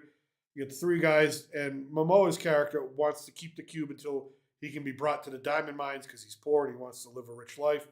So they go off to the diamond mines on their way to the house you see in the background here of this picture, which is the Woodland Mansion. The Woodland Mansion, to retrieve another special MacGuffin that will allow them to reopen the portal and save the world, right? Anyway.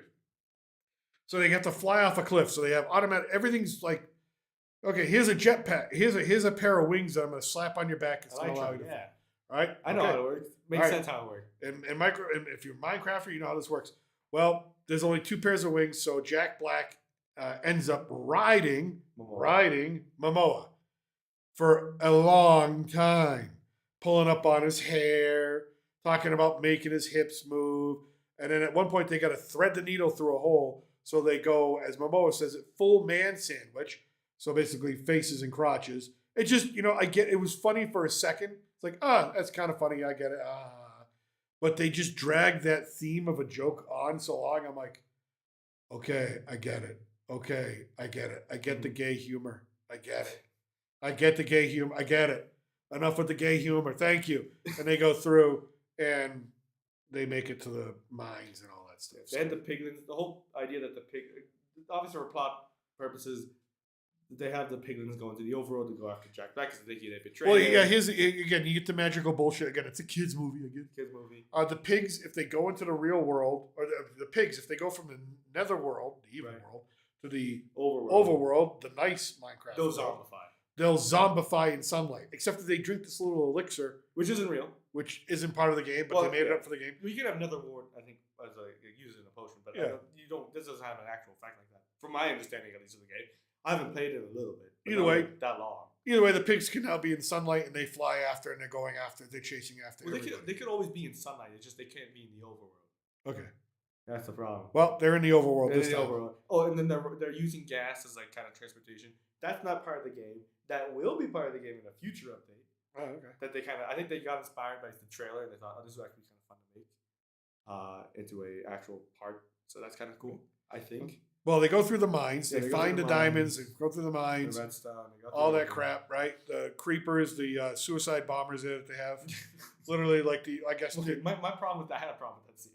Well, I mean, that's what they are. I mean, No. they creep up on you and explode They, without like, warning. they're hostile automatically. So the whole idea that you're going through this mine and they're not coming up to you and trying to explode immediately, and you kind of have to actually hit them or push them to get them to explode, to me was like, okay, that's kind of breaking a little bit of my immersion, right? As a fan, because my whole idea is you're in that cave, your game's over. There's like 100 creepers. Well, the thing is, they made it like Jack Black's character was actually creating them and like growing them there. Like, why would you grow them? No, you can make a farm. You can make mob farms. That's something people do. Okay, you would farm. You would create Gunpowder. hundreds of these things that are just looking to creep up on you. The only source for gunpowder for TNT. Okay, well, fair enough. Game. So that's why you want to make a creeper farm. Yeah. They get away from the giant pigs through the creepers that blast them all to hell. Make their way to this mansion. Come up with another BS plan to get into the mansion to steal the MacGuffin, which involves yet another song between Jack Black and Jason Momoa. There's a wrestling match between Jason Momoa and I don't know what you call this. I'm sure it's got a name. Franken chicken. No, you call it. No, it's a baby zombie chicken. I forgot what the name is. There's a specific name for this. Hold on, I should know this. This thing right here. Yeah. Yard barker? I don't know. No, that's not it. I think it's called a baby. Yeah, here. It's so, a chicken jockey. That's chicken jockey. So Jason Momoa has to wrestle or fight to the death this baby Frankenstein that rides a chicken. It's not a Frankenstein. It's a zombie. Zombie that rides a chicken. Mm-hmm. And while Jack Black is tied to a corner. Again, I'm not making this up. This is what happens. Momoa does become victorious over the chicken and the zombie. He does manage to defeat them. Henry manages to get the bullshit MacGuffin again. Yep. So they can go, but then they're trapped on the bridge. He encounters an Enderman, and I don't like. I like. Wait, say that word slowly. An Enderman. An Enderman. An Enderman. So is the black thing that has purple eyes. Okay, a black thing that has purple eyes. That is a humanoid looking thing. Okay. You remember? If you remember? Yes, I remember. The whole rule with it in the game is if you look at its eyes, it becomes hostile. So long as you don't look at them in their eyes, they don't become hostile. But they added in this feature where if you look in their eyes, they have like a vision. You have like visions or kind of nightmarish vision, right? So it's sort of like interacting with people on the T in Boston. If you look them directly in the eyes, there's going to be a fight. Yeah, exactly. Okay, cool. Except for they added in some other powers. Like that's kind of weird to add that in. All right. Some of the fighting was a little weird. Obviously, it's a kids movie, so they make the actions of the mobs a little different than what you would normally be accustomed to. Yeah. And obviously, I'm nitpicking, right? Because you're nitpicky. I'm a little more nitpicky when it comes to stuff I love. Well, they manage their way out of the mansion with their MacGuffin. They're on the bridge. They're trapped by the other gas, the other pigs. It blows up. The Jack Black and Henry get away, float away, and Jason Momoa's character is blown up. But it's a kids movie. So he survives. So you know he's going to be back sooner or later because he is. He did water bucket. Yep. If you don't know what that means, I guess I'll explain it. Water bucketing is when you're falling, because the physics in Minecraft is obviously you take fall damage, but if you fall in water, no matter if it's one block or whatever, you don't take no damage. Excellent. So the idea is you water bucket. Well, so then they all meet up together. They have the final showdown with the pigs and themselves. They craft. Yeah, do a little bit of Minecraft. Giants out of ore, iron ore giants. Iron golems. Iron golems are real. That's the thing in Minecraft. Though they did make up a new iron golem, which the Boots of Swiftness, which are, first of all, Boots of Swiftness is not like a specific unique item. It's an enchantment on an item. So I was a little bothered with like, okay, what is with the boots being its own thing? It should be one material, type of material boots. It could be like leather, it could be whatever. And it should be glowing purple. And you can add the wings on for fun because that's kind of cool. But it should. I was like, that doesn't make sense. Combine it with some of the stuff they made up in the game, or not made up in the game, but some of the things I made up in the movie, I did have some problems. Like Henry's weapon. Yeah, it's like a weird sound boost gun. That was. It's weird. A potato shooter. Potato shooter. It shoots tater tots. Well, no, it doesn't shoot tater tots because if you notice, it just kind of makes like. He made it using a tater tot. He crafted it with a tater tot. Exactly, but never shot. Did you ever see a potato shoot out? Yeah, not a potato, but a tater shot, but a tater tot. Yeah, fair. I don't think I ever noticed the tater tot. So they have that. They craft weapons. They defeat the evil pig. They get the cube back. The world is saved. They shut down another. They close the portal. Yep. And then they all go back to the real world to be all together. And then there's the end credit scenes where Jennifer Coolidge's character is getting married to, getting proposed to by the guy from the villager from Minecraft, who now speaks English. Or human. And Coolidge now speaks villager. Yeah. And Which then is kind of a little weird, but also kind of funny. And then there's a scene at the very end where Jack Black goes to his old home, opens it up, and there's a woman who's got red hair. You only see her from the back, but apparently everybody went nuts because stayed back. Yep, it's Alex. It's Alex, who is the other skin that you start the game. Now Steve is older. Steve has always been in there. Alex has only been in the game for I think now going on 10 years. 13 years? Yeah, so 8 years. This right here, Alex. Yeah, Alex. So you run to her. Well, you don't really run to her, but you see the back of her and Steve meet up. But apparently she's got Steve's old chest full of goodies that Steve left. So there you go. That's how it ends. And we walked out. Yeah, and then we walked out after that because that was the end credits. I was entertained at points. Obviously, I'm a little more nitpicky with the things I love. Other people there weren't. It is very much a kid's movie. But I think that's about all I've got to say. I enjoyed it, though. I didn't enjoy it to an extent. Way better than Snow White. Way better than Snow White. Way better than Snow White. If you're planning on seeing it, there you go. Yeah, I just hope if they do another movie, more Minecraft. Yeah. So, all right. Last one I want to get to. I'll make this as, this is more for me than for you, I think. But no, I like Val Kilmer. Val Kilmer did die, age 65 of pneumonia. Of course, he was had a tracheotomy. He had throat cancer. His career is, you can probably make a movie out of his career because it had its ups and it had its downs. It's legendary. Yeah, he's been in some of, name some of the movies. Okay, you could say Willow and Generation Xers like myself would be like, friggin' yeah, he was in Willow. That was a cool friggin' sci-fi movie, fantasy movie, right? He was Iceman in Top Gun. What a role. Everybody remembers him from that role. Everybody remembers that movie. It might be the 80s movie, period, right? He played Jim Morrison in The Doors, Oliver Stone. You're going to be in an Oliver Stone movie. You're going to be stretched and you're going to be in some weirdness. And he played a great Jim Morrison. Those are roles that he was really, really known for, some of his bigger movies, as well as you mentioned Tombstone, Doc Holliday. In retrospect, I'll have to go back and look up who was nominated for Best Supporting Actor that year because I know Val Kilmer wasn't, but I think he probably should have been because everybody to this day still recalls his turn as Doc Holliday. So a great actor. And then he was Batman. For a particular part of a generation, he was Batman. He was the guy with the nuts to take over the role after Michael Keaton said no. That takes some guts, whether you liked him in that role or not, whether you liked that movie, the way the direction of that movie went or not. That takes guts to say, you know what, I'll try and do it. I'll see if I can make it work.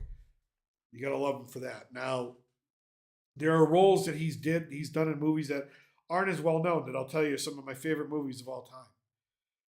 The Ghost in the Darkness. If you haven't seen The Ghost in the Darkness with him and Michael Douglas, you're missing a true story that actually happened. Turn of the Century Africa. Lions, Man-Eaters. It's a wonderful, wonderful film. One that will entertain you from beginning to end. I highly recommend it too. Highly recommend. It's a very good movie. I forgot about it. I forgot he was even in it for a moment. Well, I didn't forget he was in it, but you know what I mean? He's the main character. There was a movie he did called Thunderhawk, where he plays a Native American, half-blood Native American FBI agent sent to the Badlands of the Dakotas to handle an incident on a Native American tribal land. It involves corruption, oil, Native American rights. Again, the spirituality, it really dives into the Native American mythos and spirituality and really tries to bring to light, not in a way that's going to push it and shove it in your face, but bring it to light the plight of what that area of the country goes through or was going through at the time. Again, highly entertaining film. Would absolutely suggest if you're looking for a Val Kilmer film, that would be one to watch. Real Genius. Okay, one of the first films he ever did. Real Genius. I know it came out around the same time as Weird Science in the 80s, so it kind of same genre, so people gravitated more towards Weird Science. It's more of the Brat Pack film. But Real Genius, we're looking at, probably a very 20-something Val Kilmer playing college genius with other geniuses. And it's an entertaining 80s flick. It's got 80s cheese. It's great. It's probably the first movie besides Willow that introduced me to Val Kilmer as a kid, because it was always on repeat on HBO and Max and Cinemax when cable first was a thing. He had his downs. People are like, well, he had some great moments, but he he married his co-star from Willow, and they were getting divorced at the same time that he was doing the Island of Dr. Moreau with Marlon Brando, and that production was horrible. It went on for too long. No one liked each other. They didn't care for each other. The director didn't care. They fired directors, went through scripts.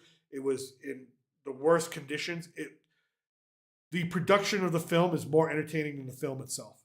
And it really ruined his reputation. It made people think that he was just this hard ass that no one wanted to work with. It made him this horrible person in the eyes of the industry that no one wanted to take a chance on. So he got lesser roles. He didn't get a star. He got a supporting role in Heat, which he did fabulous in. Heat, one of the best crime movies ever. Absolutely fabulous. And he stood toe-to-toe with people like Pacino and De Niro in that film. He got roles in, like I said, Tombstone as Doc Holliday. So he got less and less starring roles because people didn't want to take that big of a chance on him. He was easily, but then he got sick, and he had to go through what he went through. Lasted as long as he did. His friend Tom Cruise said, "Do Top Gun one more time." They did what they did. It came out great. Audiences loved it. Unfortunately, he's passed away. And definitely 65. That's young, man. Young, and he had a lot of health problems though. Yep. So. But a great, fantastic career. Fantastic career. I think a very underrated actor. And I think he's left behind a legacy of film that if you look back and see just those films I listed off, I'm like, those are all-time greats. Yeah. And I haven't named all his films. We can go back and we can go into IMDb. But I think my favorite one, if I had to name a favorite Val Kilmer film, it would be Ghost in the Darkness. That's a fair one. It would be. I don't know what yours would be. Tombstone, Doc Holliday. He's just so iconic. Yeah. That you think of Doc Holliday. I do prefer the Wyatt Earp movie. You know which one I'm talking about? Yeah, the one with Kevin Costner. Kevin Costner. I do prefer that movie in terms of like the story because it follows Wyatt Earp. And I do like I forgot who plays Doc Holliday in that movie. Dennis Quaid. Dennis Quaid. Who does a fantastic Doc Holliday. And I think probably would be the best if Val Kilmer didn't do Doc Holliday. Yeah, I mean, he nailed the role. He nailed the role so well that no one else could say, "Oh, I was a better Doc Holliday," or "I was the best Doc Holliday." That he is Doc Holliday. Dennis Quaid does a great job as Doc Holliday. I'll give him credit. Yeah, but it's just it's impossible to meet that standard. Yeah, Top Secret was his first film, and that's really kind of like a silly comedy, like Top Gun kind of thing. Not Top Gun. Naked Gun kind of thing. Mm-hmm. Then he did Real Genius, so that was his second one. Then he got Top Gun. And then Willow, The Doors, Thunderheart, True Romance. But yeah, I think that's. You have anything more to add? No, I'm gonna miss him. I'm probably gonna watch a Val Kilmer film while playing some video games today. Probably what I'm gonna do. I'll probably watch some Doc Holliday clips from Tombstone. Yeah, I think that's fair. But that's it. But, all right. First stream back. All right. I'm going to call it. Thanks, everybody. Appreciate you all checking in. Appreciate the views. Appreciate the comments. And with that, I'm still your reluctant gringo. We'll see you again later this week. South of the border. Salut. A huevo. Adios. You a racist? Do you hate Mexicans? So long, gay boys!